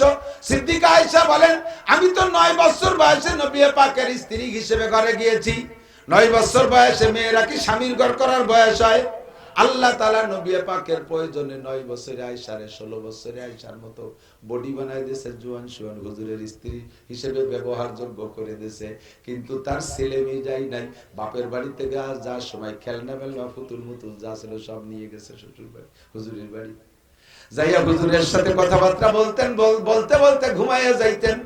আটা ছেনতেছে, রুটি বানাবে, আটার খামিরার মধ্যে হাত ঢুকানো রয়েছে, আয়েশা ওই অবস্থায় কাইতে ঘুমাই রয়েছে। সে রুটি মুটি বানাইনি, সজাগ হয়ে দেয় যে আটা টুকটা ছাগলে খেয়ে গেছে কোন পায়, তাও টের পাইনি। ছোট মানুষ তো, ঘুমের প্রভাব বেশি। শেষ রাত্রে নবী পাক উঠতেন, তাহাজ্জুদের নামাজ পড়তেন, আমাকে ডাকতেন ইয়া আইশ। হুজুর বলতেন ইয়া আইশ, ইয়া আইশ। আইশ মানে আরাম। হুজুর আয়েশাকে মহব্বতের সাথে আইশ বলে ডাকতেন। আয়েশা ঘুম থেকে উঠতেন না, মুড়ামুড়ি করতেন, মুড়ামুড়ি করতেন। হুজুর ওযু বানায় আয়েশা, আয়েশা বলতেছেন হুজুর ওযু বানায় এসে হাতে যে পানি থাকতো ওই পানির ছটকা মারতেন আমার মুখের উপরে, কোনোদিন এই ছটকায় উঠে যাইতেন, কোনোদিন তাও উঠতাম না। 2 ফোঁটা পানি আমার চোখের 2 কেনিতে ছেড়ে দিতেন, পানি 2 ফোঁটা চোখের মধ্যে চলে গেলে চোখের কষ কেটে যেত, আমি উঠা আমিও তাহাজ্জুদ ওযু কালাম করে তাহাজ্জুদের নামাজে দাঁড়াইয়া যাইতাম। রহমাতে আলম লাকাদ কানা লাকুম ফি রাসূলিল্লাহি উসওয়াতুন হাসানা। আল্লাহ পাক বলেন তোমাদের জন্য নবী পাকের এ টু জেড তোমাদের উত্তম আদর্শ, যেদিকে তাকাবা সেখান থেকে নবীর আদর্শ তুমি শিখতে পারবা। মানুষকে ঘুম থেকে উঠানোর পদ্ধতি নবী পাক শিক্ষা দিয়েছেন। মানুষ যখন ঘুমিয়ে যায় রূহটা ভিতরে থাকে, নফস কিন্তু উড়ে চলে যায়। মানুষ ঘুমাইলে রুহু ইঞ্জিন ভিতরে থাকে, তাই আমি বেঁচে থাকি, কিন্তু আত্মা থাকে না, নফস থাকে না। নফস দ্রুত গতিতে সেকেন্ডের ভিতরে আমেরিকা চলে যায়, জাপান চলে যায়। ওই নফস যত দেশ ভরি যেখানে যা ঘুরিয়ে ঘুরিয়ে দেখে, ওইটাই আপনার স্বপ্ন, ওইটাই আপনার স্বপ্ন দেখা। এখন মানুষ হুশ আসতে হলে নফস আর রুহু এক জায়গায় হইতে হবে। নফস আর রুহু অ্যাডজাস্ট হইলে মানুষ হুশ হয়। আর নফস দূরে রয়েছে, রুহু আছে বেঁচে থাকে কিন্তু হুশ হয় না। আর নফস রুহু ছাড়া থাকতে পারে না। ঘুমোই রয়েছেন, রুহু আছে ভিতরে, নফস উড়িয়ে বেড়াচ্ছে। টাইম দিয়ে উঠে নিয়ে যাবেন, দেখবেন হুশ পাচ্ছে না। ছোট ছোট বাচ্চারা যারা বিছানে পেশাব করে, ওদেরকে আব্বা মা দেখবেন রাতের বেলা ধরিয়ে ওই অবস্থায় উঠে নিয়ে প্যান্ট খুলে বসা দিচ্ছেন, ও মুতে টুতে আইছিস, ওরা শোয়াই দিচ্ছেন। সকালে কয়েছে তোরে বাইরে হয়ে নিয়ে পেশাব করাইছিলাম, জানিস বাবু আমি কোনোদিন উঠি না। ওর নফস ছিল সেই সময় আমেরিকা, ওর রুহুতি মুতি আইছে, নফস হয়েছে সেট হয়ে পারে নাই। কতক্ষণ বুঝতে হবে কথা। এবার মাদ্রাসার ছাত্র বা যে কোনো ঘুমন্ত ব্যক্তিরা যদি আচানক টাইম দিয়ে উঠে ফেলেন, দেখবেন এরকম করে ও তাল পায় না। এরকম বারবার যদি উঠতে থাকেন, ওই নফস আছে রুহুর সাথে সেট হয়ে পারবে না। একদিন ছেলেটা ব্রেন কমে যাবে, ধীরে ধীরে সবক কমাই দেওয়া শুরু করবে, ব্রেন কমা শুরু হয়ে যায়, আস্তে আস্তে মাথা খারাপ হয়ে যায়, পাগল হয়ে যায়, লাস্টে পড়তেই চায় না, কয় পড়বো না, মাথায় কিছু ধরে না। ওর ব্রেন আর নফস আর রুহু অ্যাডজাস্ট হয়ে পারে না। বারবার তারে প্রেসার দিতে দিতে ব্রেন নষ্ট হয়ে যায়। হুজুররা আপনারা সন্তানদেরকে, ছাত্রদেরকে সন্তানের মতো তার চাইতে বেশি আদর সোহাগের সাথে মাথা আস্তে আস্তে শুড়ি দেবেন। বাবা ওঠো, আব্দুর রহমান ওঠো, জামাল ওঠো, কামাল ওঠো, এমন করে সুন্দর করে ধীরে ধীরে ডেকে ডেকে উঠাইতে হয়। আল্লাহু আকবার। কোন জায়গাতে যেন সরে চলে গেছে, আমার দিক তাকান। নবী পাকের আদর্শ সব জায়গা আমাদের জন্য প্রযোজ্য, ঠিক কি ঠিক না? আল্লাহু আকবার। আল্লাহ পাক রব্বুল আলামিন কলম বানাইছে আমাদের লেখার জন্য। এই তাওরাত আল্লাহ পাক নিজ হাতে কলম দিয়ে লিখেছেন। আর মানব জাতির মাথা এখান থেকে আসছি, কাজেই এই মাথা হলো আল্লাহর দেওয়া, আল্লাহর হাত দিয়ে তৈরি। যে কোনো অবস্থায় মাথায় মারবেন না, গালে মুখে থাপ্পড় মারবেন না। 5টা জিনিস আল্লাহ নিজ হাতে বানাইছেন। তার ভিতরে একটা হলো মুসা আলাইহিস সালাম তাওরাত লিখেছেন 1000 পারা। মুসা আলাইহিস সালামের উম্মত বড় গায়রী উম্মত। মুসা আলাইহিস সালামের সাথে থাইকে কত তাজে দেখছে, একে টাইমে আজীব এক কারবার আসছেন জবাবেন শুনলে। যার কুদরত আল্লাহ তাআলা গত 19, 20, 21, 22, 3 বছর দেখাইছেন বাংলাদেশে, বিশেষ করে এদিক তাকান। একেবারে ফিরাউনি গজব। মুসা আলাইহিস সালামের উম্মতের নাম হলো বনি ইসরাইল, আর ফিরাউনের কওমের নাম হলো কিপ্তি। এক জায়গায় দিয়ে বসবাস, এই যেমন আমরা হিন্দু মুসলমান আছি না, এক গ্রামে মিলেমিশে, এরকমই। তো কিপ্তির বাড়ির যত পানি, ফিরাউনের গোষ্ঠীর যত পানি, সব পানি রক্ত হয়ে গেছে। পুকুরের পানি রক্ত, টিবল তো ছিল না, পুকুরের পানি রক্ত, ইন্দারা পানি রক্ত, খালের পানি রক্ত, কলসে এনে রাখছে রক্ত, সব পানি রক্ত, একটা সাকড়া সাকড়া রক্ত। কিভাবে খায়? আর খালি রক্ত তো খাওয়া যায় না, পিপাসায় মানুষ কাতরাচ্ছে। লাস্টে ফিরাউন হুকুম দিচ্ছে, বনি ইসরায়েলের সব পানি পানি আছে, বনি ইসরায়েলের সব পানি। আল্লাহ পাক এইভাবে একে টাইমে এক জায়গায় 2 রকম করার ক্ষমতা রাখে কি রাখে না? কতক্ষণ রাখে? আপনারা সেই পুরন কিস্সা শোনা লাগবে না, সব কিস্সা ফিরা নতুন হয়েছে। করোনার বছর, স্কুলি করোনা, হাই স্কুলি করোনা, প্রাইমারিতে করোনা, কলেজে করোনা, বিশ্ববিদ্যালয়ে করোনা, কোর্ট কাছারিতে করোনা, হাসপাতালে করোনা, গার্মেন্টসে করোনা, সব জায়গায় করোনা, সবকিছু বন্ধ, মাদ্রাসাগুলো সব খোলা। একটা আলেম তালবে আলিমের সারা বাংলাদেশে করোনা বইয়ে মরছে, খোদার কসম দিয়ে বলতে পারি কেউ ক্ষতি করবেন না। কতক্ষণ একই জায়গায় থেকে লক্ষ লক্ষ মানুষ মরে গেল এই বাংলার জমিন থেকে, আর ফাঁকে ফাঁকে মুসলমান নামাজি মাদ্রাসার আলেমদের করোনা হলো না। এইভাবে পার্থক্য আল্লাহ তাআলা সে সময় করছেন, এখনো করতে পারে। ঠিক ঠিক আল্লাহু আকবার। আর মুসা আলাইহিস সালাম বনি ইসরাইল দেখতেছে যে আমাদের এই যে কারামতে আমাদের পানি পানি রইল, আর ফিরাউনের কওমের পানি নষ্ট হয়ে গেছে। ফিরাউন যাইয়া মুসা আলাইহিস সালাম, মুসা তোমার বনি ইসরাইলের পানি আমাকে খাতি দাও, তো মরি গেল, তো পরে একটা ফয়সালা হবে। তো মুসা আলাইহিস সালাম বলতেছে যে দিলাম পানি, তোমাকে বাড়ি গেলি তো তার রক্ত হয়ে যায়। কয় তাহলে মুখের মধ্যে নিয়ে ওই বরাবর মুখের মধ্যে ঢেলি দাও। কবুতরের বাচ্চারা খাবার খায় না, এরকম খাও। যখনই এই মুখের থেকে ওই মুখে পানি দেয়, ওই মুখের মধ্যে যায় একেবারে দই জমার মতো জমে যায় রক্ত, আর তা গিলতে পারে না। এখন তো মরা ছাড়া উপায় নেই। ফিরাউন এসে কয় মুসা আর উপায় নেই, বুঝছি, তোমার আল্লাহরে কও এই রক্ত সব ঠিক করে দিক, পানি পানি বানাই দিক, আমি সব দলবল সহ তোমার সাথে কলেমা পড়বানি। মুসা আলাইহিস সালামকে আল্লাহ ধরা পড়ছে। এবার আল্লাহ ধরা পড়ছে, শয়তান তুমি ওকে পানিরে পানি বানাই দাও। আল্লাহ তাআলা পানি বানাই দিয়েছে। মুসা আলাইহিস সালাম কা ফিরাউন হইছে পানি হইছে? বলে হ্যাঁ হইছে। তো পড়ো কলেমা। কয় যে এই যে কলেমা পড়বো, কেন পড়বো কলেমা? এই পানি তো আগে কোনোদিন রক্ত হয়নি, তুমি আসার কারণে রক্ত হচ্ছে। তুমি আসার কারণে মুসা আলাইহিস কথা কিন্তু সত্যি। মুসা আলাইহিস সালাম আসার আগে ফিরাউনকে কেউ কলেমার দাওয়াত দেয় নাই, আর ফিরাউনও বিয়াদবি করে নাই, আর এই বিয়াদবির বিচারে আল্লাহ পাক এমন কোন গজব দেয় নাই। মুসা আলাইহিস সালাম আসার পরে হচ্ছে, তবে এই দোষ কি মুসার না ফিরাউনের? মুসার না ফিরাউনের? কথা বলেন। মুসা আলাইহিস সালাম কয় আমি আসার কারণে যদি এই রক্ত পানি হওয়ার কারণ আমি হই, তার মানে আমি দোষী, আমার দোষে তোমার রক্ত তোমার পানি রক্ত হয়ে যাচ্ছে, তাহলে আমার কওমের পানি কেন রক্ত হয় না? চলে গেল কিছুদিন, এরপরে শুরু হয়েছে আবার বেয়াদবি। এবার শুরু হলো এমন পরিমাণ ব্যাং, দফা দিয়া, বিফদাউন মানে ব্যাং, তার জমা হলো দফা দিয়া। আল্লাহ পাক বলেন এরপরে ব্যাংকের গজব শুরু হয়েছে। এত পরিমাণ ব্যাং, বেড বিছানা ভরে সব জায়গা ব্যাং, আর সাইডে ব্যাং, গাল ফুলে ফুলে ব্যাং বিছের করে ডাকতেছে। খাইতে বসে প্লেটের উপরে 7-8টা ব্যাং আসে একচোটে লাগতে পড়িয়া পেশাব পায়খানা করে খাবার নষ্ট করে দিয়েছে, কেউ খাইতে পারে না। মুসা আলাইহিস সালামের কাছে কয় ও মুসা তাড়াতাড়ি ব্যাঙের গজব থেকে বাঁচাও, কলেমা পড়বো। ব্যাঙের গজব চলে গেলে মুসা আলাইহিস সালাম দোয়া করেন, ব্যাঙের গজব চলে গেছে, কয় পড় কলেমা। কয় না, কেন পড়বো? এ গজব তো তোমার কারণে হইছে। আবার আল্লাহ পাক আরেকটা দেশে এইবার হইছে উকুন, এত পরিমাণ উকুন, সারা গায়ে উকুন, বিছানে উকুন, খালি কামলায় আর কামলায়, খাইতে বসে মাথাতে জব জব করে উকুন পড়ে থাল ভরে গেছে, খাতি পারে না।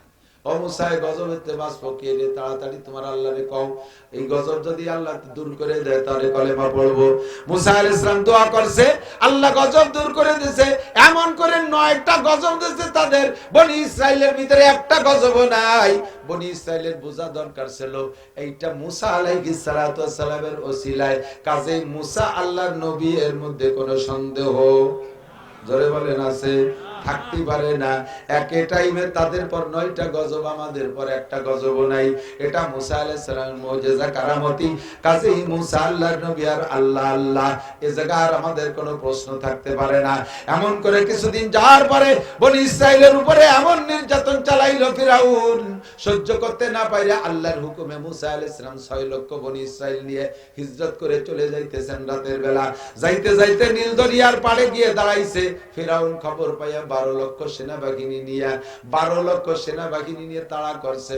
ধর মুসা কোন দিক গেল?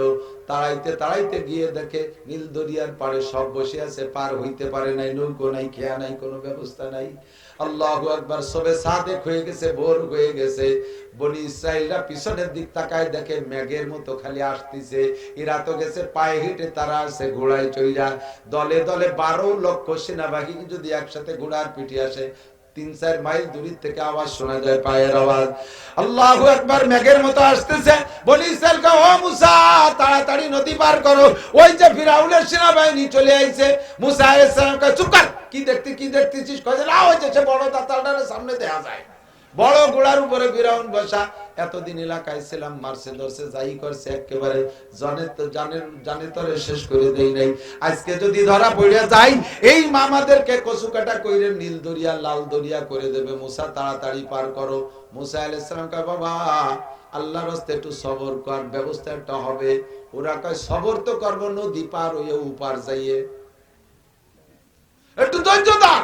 কই ধৈর্য ধর্ম তো উপার যে এদিকে ফিরাউন মারে আর তুমি ধৈর্য ধরতে কও, পারলি কও, পার করতে পারলি করো, নইলে তুমি বলো আমরা সারেন্ডার করে ফিরাউনের সাথে মিশে যাই, তোমার সাথে তাই আজকে এই জীবনের তরে মাইর খাতে পারবো না। এইগুলো কান্নাকাটি করতেছে। মুসা আলাইহিস সালামকে আল্লাহ তাড়াতাড়ি একটা ব্যবস্থা করো, নইলে উম্মত ঠেকাতে পারতেছি না।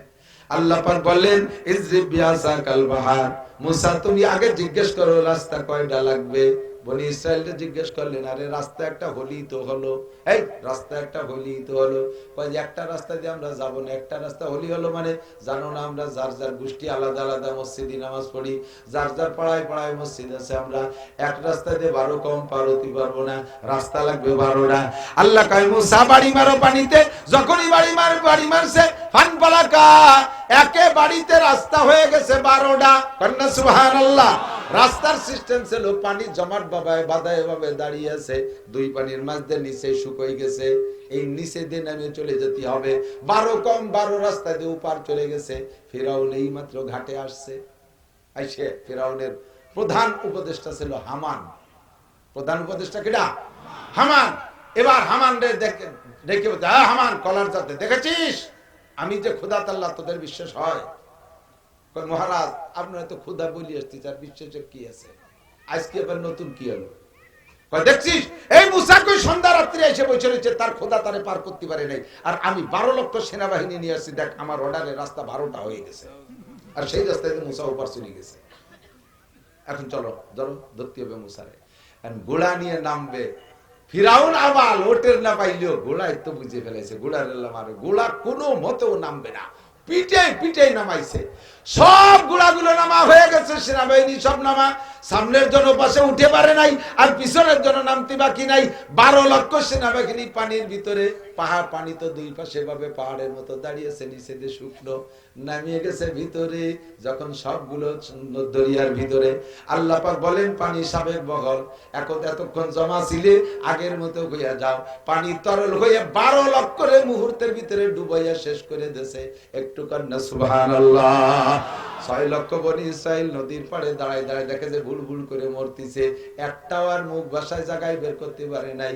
শুধুমাত্র ফিরাউন আল্লাহ তাআলা শিক্ষা দেবে বিদায় ওইটারে বের করছে আল্লাহ তাআলা কুদরতি কায়দায়। ও বাইয়েছে কোনো মতে পানির উপরে মুখ উঠাইছে, সুবনি খাইয়া পানি কম খাইনি, যথেষ্ট পানি খাইছে। খাইয়া চিন্তা হচ্ছে যে আমার খোদাইগিরি চলে উপরে, পানির মধ্যে আমার মাত বাড়ি চলে না। পানির মধ্যে উপরে জলে স্থলে যার মাত বাড়ি চলে তিনি হলেন কে? এখন বিপদে বইরা কলেমা পড়ার সিদ্ধান্ত নিছে, তার আগে ট্রাই করতেছে। প্রথম কয় আমানতু বিরাব্বি মুসা ওয়া হারুন, কয় আমি মুসার রব আর হারুনের রবের উপরে ঈমান আনলাম। কার রব? মুসার রব আর হারুনের রব, ওর রব না। আল্লাহ আজরাইল কয় দেখছিস অহংকার, দেখছিস মরিয়ে যে যায় তারপর অহংকারই ছাড়ে না। এখনো যদি বলতে আমানতু বিরাব্বি ওয়া রাব্বিল আলামিন, আমি ওরে এখন ব্যবস্থা করতাম, ওর এখনো পর্যন্ত অহংকার। ও কয় মুসার রব আর হারুনের রব আমি, ওর বলে কিছুই হই না, যে আরেকটা সুন্নি দিতে তবে পুরো মারিস না, আর এক সুন্নি দিয়ে ছাড়িয়ে দিয়েছে। এবার মুখ বেরে পানি আর এক ডোক খাইয়ে এবার কলেমা পড়া সিদ্ধ কয় যা কইছি তাতে আল্লাহ মানিয়ে নিচ্ছে না, আসলটা কইতে হবে। এবার আসল কলেমা পড়বে বলে কেবল শুরু করেছে লা ইলাহা, এই কই ইলাহা কতে হাওয়া লাগে না, ইল্লাল্লাহ কইলে খেলা হয়ে গেছিল। নবী পাক বলেন মান কানা আখিরু কালামি লা ইলাহা ইল্লাল্লাহ ফাদাখালাল জান্নাহ, যেই ব্যক্তির জীবনের শেষ কলেমা হবে লা ইলাহা ইল্লাল্লাহ, ওই লোকটা বিনা হিসাবে জান্নাতি। কন্যা সুবহানাল্লাহ। ও যখন লা ইলাহা কইছে, ইল্লাল্লাহ বলার আগে আল্লাহ বনি মুসা আলাইহিস সালাম শুনতেছে পাশে দাঁড়াইয়া, মুসা আলাইহিস সালাম শুনতেছেন, আজরাইল আলাইহিস সালাম বলতেছে আল্লাহ ওই শয়তানটা ইল্লাল্লাহ বলে ফেললি তো কাম সারা হয়ে যাবে। বনি ইসরাইল এত জ্বালান জ্বালাইছে, ওরে ইল্লাল্লাহ কি বলার সুযোগ দিবা? আল্লাহ কয় না, সুযোগ দিও না, সাগরের পাড়েতে খানি পলিকা দাঁড়িয়ে মুখটারে প্লাস্টার করে দাও। আজরাইল সাগরের পাড়েতে পলিকা দাঁড়িয়ে শরীর মাটি নিয়ে মুভির মধ্যে দিয়ে ডুলিয়ে দিয়েছে, ইল্লাল্লাহ বলার সুযোগ দেয় নাই। ওই অবস্থায় ডুবে শেষ হয়ে গেছে। বনি ইসরাইল এই ঘটনা বাস্তবে সচক্ষে দেখছে। এরপরে উপার যে কয় বনি ইসরাইল মুসা আলাইহিস সালাম রে বলে, মুসা সবই দেখলাম, তাড়াতাড়ি পানির ব্যবস্থা আর তো সরের পর নিয়ে এসে ঠেলিয়ে পানি কো। মুসা আলাইহিস সালাম বাবা আপাতত নির্জরিতে একটু খা, আসলাম কেবল টিবল পুঁততে একটু সময় লাগে। কয় যে তুমি পারলি কর, না পারলি বলো, আমরা ফিরে চলে যাই। ফিরাউন মরে শহর খালি হয়ে গেছে, ওই শহরে বহু বানিয়েছে খাবারই, তুমি না পারলি কও। কত বড় গাড়িও যা চিনতে হতে পারে, এত বড় চোখের সামনে মুজিজা দেখো। আর মুসা আলাইহিস সালামকে নীল দরিয়াতে একটু খা, কয় না ও জায়গা ফিরাউন মরি পয়সে গন্ধ হইছে, ও পানি খাওয়া যাবে না, ভালো পানি দাও। আল্লাহ পাক রব্বুল আলামিন বললেন, মুসা আলাইহিস সালামের কাছে ছোট্ট একটা পাথর ছিল, কেউ কেউ বলেন যে হাজরে আসওয়াদ, এই পাথরটা রইছে। আল্লাহ পাক বলেন ইজরিব বিআসাকাল হাজার, মুসা পাথরে বাড়ি মারো। মুসা যখন পাথরে বাড়ি মারছে, ফানফাদারাত মিনহু ইসনাতা আশরাতা আইনা, অট্টুক পাথরের থেকে 12টা টিবল দিয়ে 12টা টেপ দিয়ে পানি বের হওয়া শুরু হইছে। এত পানি 6 লক্ষ বনি ইসরাইল ওই পাথরের পানি দিয়ে 40 বছর খাওয়াইছে। আদরে কুদরত দারি হর জগহ হি আকুনি, মুর্দারা তো জানে বখশি, জিন্দারা হবে জাগুনি। হে আমার বাংলাদেশের জনগণ, আমার গোপালগঞ্জবাসী, যে আল্লাহ তাআলা এতটুক মানুষের মাথার সাইজ একটা পাথরের ভিতরেতে পানি বের করে 40 বছর বনি ইসরাইলের 6 লক্ষ করে পানি খাওয়াইতে পারে, ওই আল্লাহ তাআলা আমাদের এই বাংলাদেশের এত বড় ভূখণ্ড থেকে 18 কোটি মানুষকে ভাত খাওয়াইতে পারে কি পারে না? এর মধ্যে খনিজ সম্পদ আল্লাহ বের করে আমাদের ধনী বানাইতে পারে কি পারে না? কাজে ব্যারাকেডামস, কারিতাস, বিআরডিবি, স্বনির্ভর জাগরণী চক্র, আশা, গ্রামীণ ব্যাংক, কোনোটার প্রত্যাশী আমরা না। অপেক্ষা করেন, আল্লাহর দিকে মুনাজাত করেন। উপরে আমলিক ঠকে গেছে তাই বলে না খেয়ে মরে যাবেন, বিএনপি জিতে গেলে এসে আপনার আকাশে উঠাই দেবে, এই সমস্ত শিরকি আকীদা বাদ দেন। বনি ইসরাইল আল্লাহ একটুক পাথরের থেকে যদি এত খাওয়াইতে পারে, আমাদেরকে আল্লাহ তাআলা এই 1,54,000 বর্গ মাইলের ভূখণ্ড জমিন থেকে এবং সাগরের মধ্যে দৈনন্দিন জমি বাড়তেই তালে আছে। আল্লাহর রহমতে আমরা মানুষের আর মখলুকের মুহতাজ না, আল্লাহ আমাদের ব্যবস্থা করতে পারে কি পারে না? এরপরে কত দূর যাইয়া কয় মুসা পানির ব্যবস্থা হয়েছে, তাড়াতাড়ি ঘর বানাই দাও। মুসা আলাইহিস সালাম কার থাকতে লাগ কয়দিন, কয় যে না পারতেছি না, গরমে মাথা ফাটিয়ে যাচ্ছে, শীতের বাতাসে টিকতে পারতেছি না। আল্লাহ পাকের কাছে দোয়া করছে, এক সাক মেয়াগাই নেবনি ইসরায়েলের মাথার পর দাঁড় করাই দিয়েছে। একটানা 40 বছরের ভিতরে 1 ফুট বৃষ্টি পড়ে নাই ওই মেঘ দিয়ে। এই মেঘটা উড়ে চলে যায় না, দিনের বেলার প্রখর রৌদ্র ঠেকায়, সকালের ঠান্ডা হালকা রৌদ্রটা গায়ে লাগে, বিকেল বেলার হালকা রৌদ্র গায়ে লাগে। একটা এয়ার কন্ডিশন এসি পরিবেশের ঘর করে দিয়েছে। এরপরে কদ্দুর যায় কয় মুসা এখন খাবো কি, তাড়াতাড়ি খাবার ব্যবস্থা করো। আল্লাহ পাকের কাছে দোয়া করেছে, রাতের বেলা মান্না সালবা নাজিল হয় ওই জায়গা। মান্না মানে এক প্রকার হালুয়ার মতো, সালবা ছোট্ট ছোট্ট বটর পাখির মতো, বই পাখির মতো পাখি, গায়ের লোমজম কিছু না, একেবারে ভুনা, জান্নাতি ঘি দিয়ে ভুনা, রাতের বেলা পড়ে থাকে, সকাল বেলা যার যার গুলো নিয়ে খাও। কি ব্যবস্থা! 40 বছর খাইছে, বলেন না সুবহানাল্লাহ। এই সব খাইতেছে মুসা নবীর ওসিলায়। এই মুসা নবী আর কি বিশ্বাস করতে বাকি থাকে? যে কথা বলবো বলে এতখানি বলে ফেলাইছি, লাস্টে কয় মুসা তুমি নবী, আগেও তো নবী ছিল, সেসব নবীরা আসমানি কিতাব টিতাব আনছে, তো তুমি তো কোনো কিতাব টিতাব আনলে না, তুমি নবীতা বুঝবো কি রে? এতে বুঝতে পারতেছে না, তো ঘটনা ঘটে গেল, বুঝতেছে না নবী, নবী বুঝতে কিতাব দিয়ে।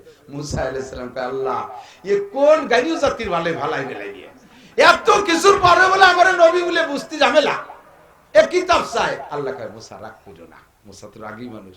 ফিরাউনের বাবরসিরে এক চড় দেশে এক চড়ে মরে গেছে।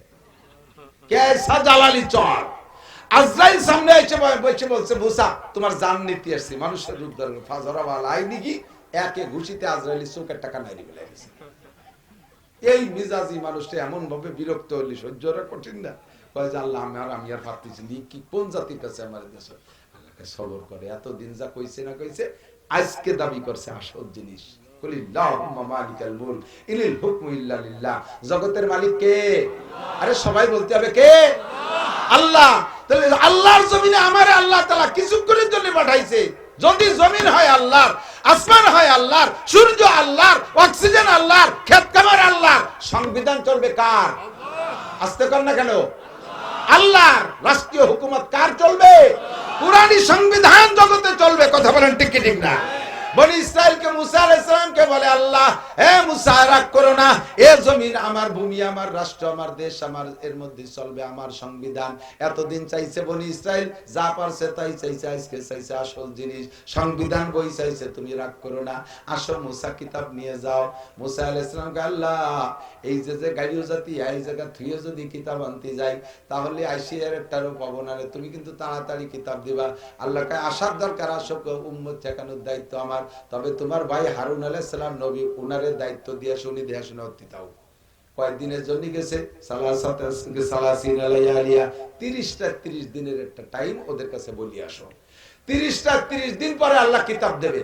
মুসা আলাইহিস সালাম এই 30 দিন, এক মাসের কন্ট্রাক্ট নিয়ে বনি ইসরাইলের জিম্মাদারি হারুন আলাইহিস সালামরে দিয়ে গেছে তুর পাহাড়ে কিতাব আনতে। যাইয়া বসছে, আল্লাহ তুমি কিতাব তাড়াতাড়ি দাও, নইলে উম্মত বড় বেকায়দা, ফিরাও নির্দেশে চলে যাবে না। আল্লাহ কয় যাও তো তাড়াতাড়ি না, সুম সালাসিনা লাইয়ালিয়া তাতারা, একটানা 30 দিন 30 রাত রোজা রাখবা। অত সহজে কিতাব দিলে কিতাবের কদর থাকবে না, একটু কষ্ট করে নিতে হবে। আমরা কিতাব পাইতেছি কি পরিমাণ, কোরআন শরীফ মসজিদে গেলি যে ইসলামিক ফাউন্ডেশনের থেকে দেশে এক গাদি, একখান নিলাম, পড়লাম, একখান নিয়ে আসলাম, বাড়ি আনলাম, থুয়ে দিলাম, মাসার পর কুনা কানা যেখানে সেখানে, কারণ পয়সা দিয়ে কিনা লাগে নাই তো, ওর কোনো ভ্যালু নেই। যদি কষ্ট করে সংগ্রহ করা লাগতো তাহলে এর গুরুত্ব থাকতো। মুসা তুমি এত সহজে কিতাব পাবা না, রোজা রাখতে হবে 30 দিন। আল্লাহ 30 দিন খাবো কয়বার ডেলি? কয় যে ডেলি না, এই 30 দিনের মধ্যে একবারও ইফতারও করবে না, সেহরিও খাবা না, এক রোজা 30 দিন। চিন্তা করতে পারে? আমরা রোজা রাখবো না সামনে ইনশাআল্লাহ? কারা কারা নিয়ত আছে রোজা রাখবেন? সত্যি রাখবেন ইনশাআল্লাহ? আল্লাহ তৌফিক দান করুন। বলেন আমিন। রোজার মাসে কয় ওয়াক্ত খান না আপনারা? রোজার মাসে কয় ওয়াক্ত খানা মিস হয়? কয় ওয়াক্ত? মাত্র এক ওয়াক্ত। আল্লাহর কসম এক ওয়াক্ত মিস হয় না। 3 ওয়াক্তই খান, এখনো 3 ওয়াক্ত, রমজানও 3 ওয়াক্ত। সকালে খানা একটু রাত থাকতি, দুপুরে খানা সন্ধ্যের সময়, রাতে খানা তারাবির আগে বা পরে, 3 ওয়াক্তই তো হয়েছে। একটু শরীর উড়িয়ে গেছে আর কি কন? আর এই যে শরীর নড়িয়ে গেছে বলে ইফতারিতে কাজা কাফারা কিভাবে আদায় করেন? 40 প্রকারে, খালি গেলে নামাজ পড়ি চলে আইছে, উনার ইফতারি শেষ হয়নি। এত খায় রোজা ছিলাম, কথা কইও না, নামাজ পড়বে না। 30 দিন রোজা মুসা আলাইহিস সালাম, আচ্ছা ঠিক আছে শুরু করে দিলাম। 30 দিন যে লোকটা রোজা রাখছে ওই লোকটার মুখের অবস্থা কেমন? শুধু দুপুরে খান নাই, তারপরে আসরের পরের থেকে মুখোমুখি কথা কওয়া যায় না, গন্ধের ঠেলায়, ঠিক না? মুখ দিয়ে গন্ধ বেরোয় না, এক ওয়াক্ত একটু সরে গেছে তাই মুখে কি গন্ধ। যে লোকটা 30 দিন 30 রাত রোজা রাখে নাই ওই লোকটার মুখে কেমন গন্ধ? কিতাব আজকে পাবে, 1 মাস হয়ে গেছে, সন্ধ্যার আগে কিতাব পাবে। এই জন্য পকেটের থেকে বেরোইয়া গাছের থেকে একটা ডাল ভাঙ্গিয়ে এনে উনি মেসাক করতেছে, এত বড় পচা মুখের ভিতরে কিভাবে আসমানি কিতাব পড়বো? মেসাক করতে করতে মুখের গন্ধ যখন শেষ, মাগরিবের আজান দেবে, মাগরিব হয়ে গেছে, উপর দিক বারবার তাকাচ্ছে, উপর দিক বারবার তাকাচ্ছে, এই তো জিবরাইল আসে, কিতাব নেই তো আসে। হঠাৎ করে মাগরিবের সময় উপর থেকে একটা আওয়াজ আসে, ইয়া মুসা, ডাইরেক্ট আল্লাহ বলতেছেন, তুর পাহাড়ে তো আল্লাহর সাথে গল্প করার কাছারি। ইয়া মুসা, আল্লাহ ডাক দিছে, লাব্বাইক আল্লাহুম্মা লাব্বাইক, জি আল্লাহ আমি রেডি কিতাব নেয়ার জন্য। ও মুসা, লিমা তাস্তাকু, মেসাক করলে কেন? যখন বলছে মেসাক করলে কেন, মুসা বুঝে ফেলাইছে কাম হয়ে গেছে, কেন পরে আজকে কিতাব দেবে না। মুসা আলাইহিস সালাম বললেন, আল্লাহ আমি খাই নাই, কিছু ইফতার করি নাই, পান করি নাই, কিছু খাই নাই, শুধুমাত্র মেসাক করছিলেন নাতালিল ফাম, মুখ কান পচে গন্ধ হয়ে গেছে, এই গন্ধ মুখের মধ্যে কিভাবে তোমার আসমানি কিতাব পড়বো? এই জন্য একটু মেসাক করে মুখের দুর্গন্ধ তাড়াইছি। আল্লাহে মা কাল তো আমার শরীর তো খাইও নাই, পানও করি নাই। আল্লাহ কয় মুসা আজকে কিতাব পাবা না। কয় আল্লাহ কেন পাবো না? কয় মুখের থেকে দুর্গন্ধ কেন দূর করলে? কয় আল্লাহ দুর্গন্ধের মধ্যে কিভাবে কিতাব পড়বো? আল্লাহ কয় আমি তোমারে প্রথম দিন কিতাব দিলে দিতে পারতাম, 30 দিন রোজা রাখাইছি কি জন্য তা তুমি জানো না? আল্লাহ কালুবু ফামিস সায়ামে আতিয়াবু ইনদাল্লাহি মির রিহিল মিস, রোজাদারের মুখের দুর্গন্ধ তার কাছে খারাপ লাগে, আমি আল্লাহর কাছে মিশকর চাইতে বেশি প্রিয়। তুমি রোজা রাইখা মুখ কানে পচাবা, দুর্গন্ধ লাগবে তোমার কাছে, আমার কাছে ঘৃণা লাগবে, এই জন্য তুমি ওই মুখের দুর্গন্ধের মধ্যে কিতাব পাইবা। আমারে না কইবে যখন তুমি মেসাব করেছো আজকে কিতাব পাবা না। ও আশারা লায়ালিয়া, আরো 10 দিন রোজা রাইখে গন্ধ বানাও, আর সিল্লে পুরা করো, এক সিল্লে না হইলে কিতাব পাবা না। আর 10 দিন রোজা রেখে পরে যার মুখে গন্ধ হইছে তারপরে কিতাব নিয়েছে জিবরিল আলাইহিস সালাম, সাথে আর 69 জন ফেরেশতা, মোট 70 জন ফেরেশতায় বিশাল কিতাব, এত বড় কিতাব নিয়েছে। মুসা আলাইহিস সালামের হাতের 12 হাত লম্বা, 8 হাত চওড়া, জবরদস্ত পাথরে লেখা, 1000 ভলিউম, 10 লক্ষ আয়াত। কত ওজন? ওয়াহমিলু আসফারাহা 70 জামালা। ওই জামানার বড় বড় উটের 70টা উট লাগতো কিতাব বহন করতে। মুসা আলাইহিস সালাম একাই মাথায় নিয়ে আটা দিয়েছে। তো আসার পথে মাঝখানে আসলি জিবরিল আলাইহিস সালাম বলতেছে, হুজুর আপনি তো রাগী মানুষ, গোটা ঘটনা কিন্তু বসে ঘটিয়ে গেছে, যাই এর জন্য আবার রাগারাগি মারামারি হইলেন না। কি ঘটনা? কয় যে আপনার ভাই হারুন রে মানে নাই, ওই বিজ্ঞানী পশ্চিমে ইসরায়েলিয়ারটা আছে বদমাশ, নাম তার সামেরি, ও করছে কি সোনাই দিয়ে বাছুর বানাইয়ে তার ভিতরে কিন্তু কি রে সেই বাছুরে দিয়ে ডাকানো শুরু করে দিয়েছে। সব উম্মত যে সে বাছুরে সিজদা দিচ্ছে, আল্লাহরে ভুলি গেছে।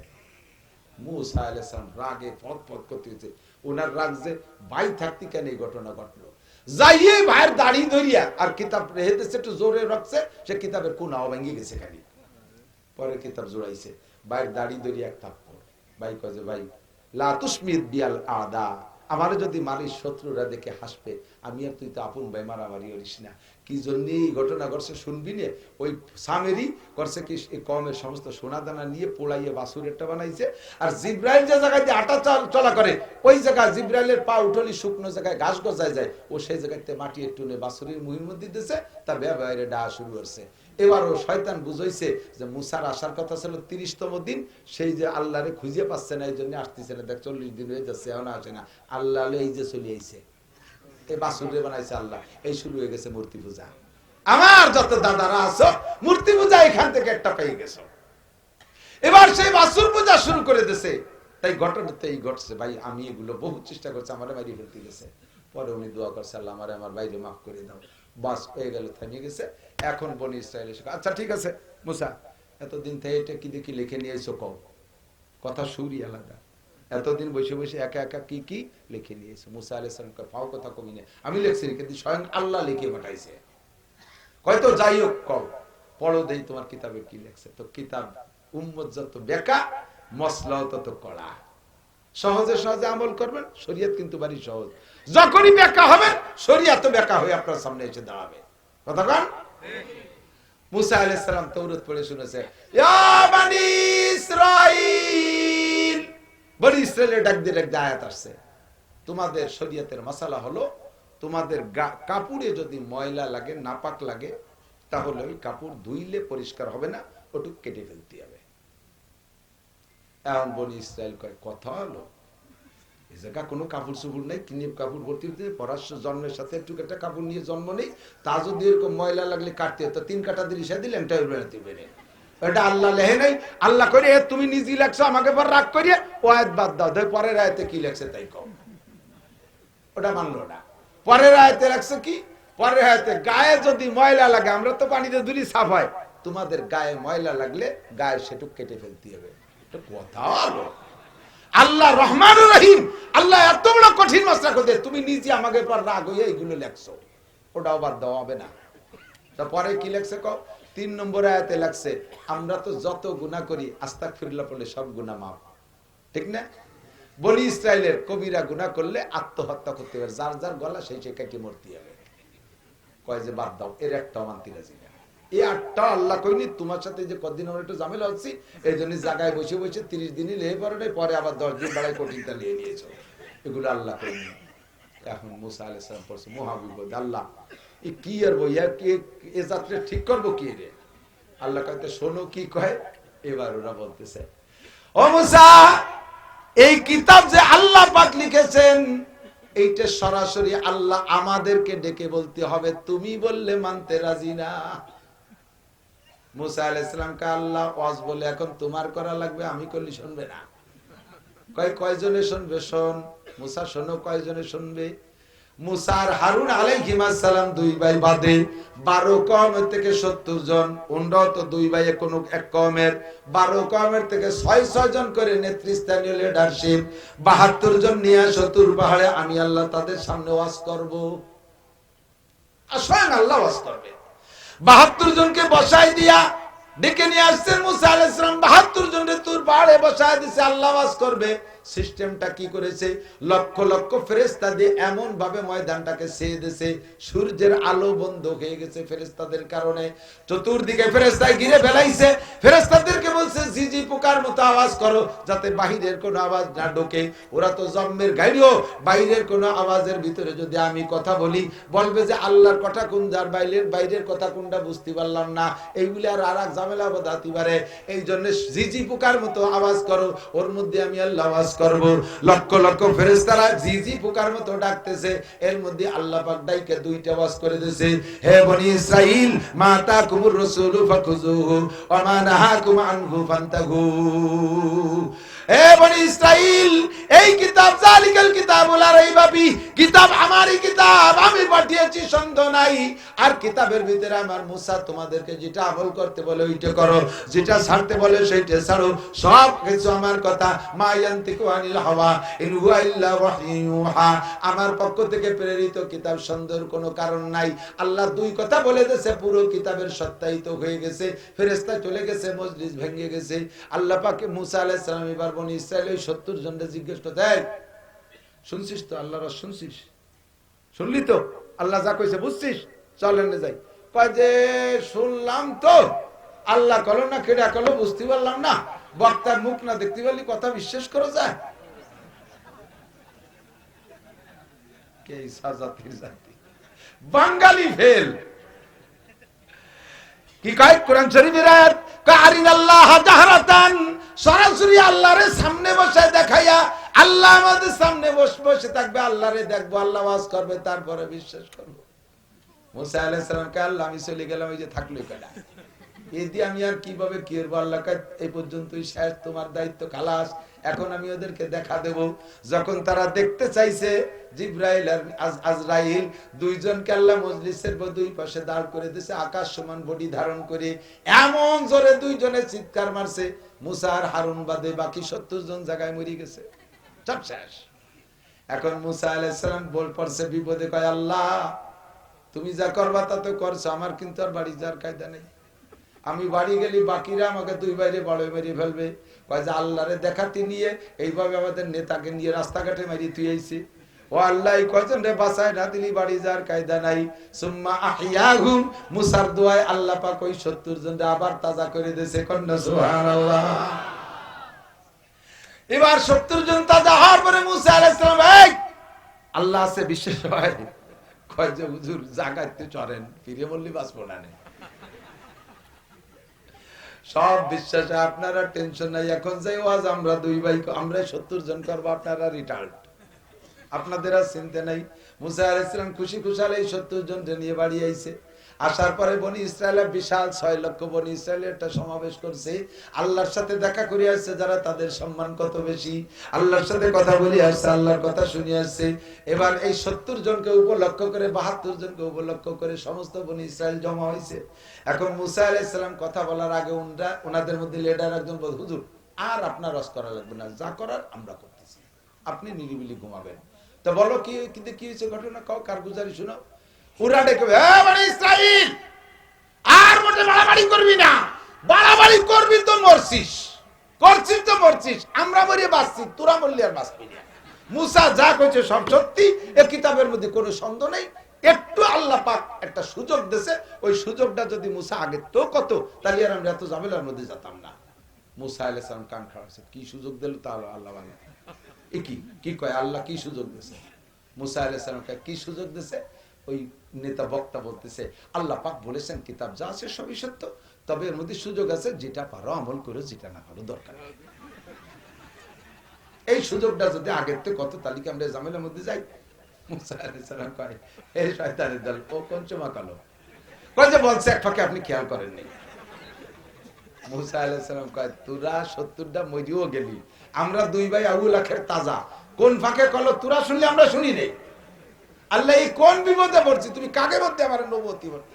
এই সেই গোষ্ঠী, সেই গোষ্ঠী হলো নেতানিয়াহুর গোষ্ঠী, সেই গোষ্ঠীর নেতানিয়াহুর গোষ্ঠী। কত রংচং করতেছে চিন্তা করতে পারেন, ডেলি ডেলি যুদ্ধ বিরতি আলোচনায় আসে, আবার উল্টো হয়ে যায়, কত জনে রিকোয়েস্ট করছে শোনে না। এরা হলো সেই ঘাইরুর সেই বনি ইসরাইলের আওলাদ, এরাই সেই ইসরায়েলি।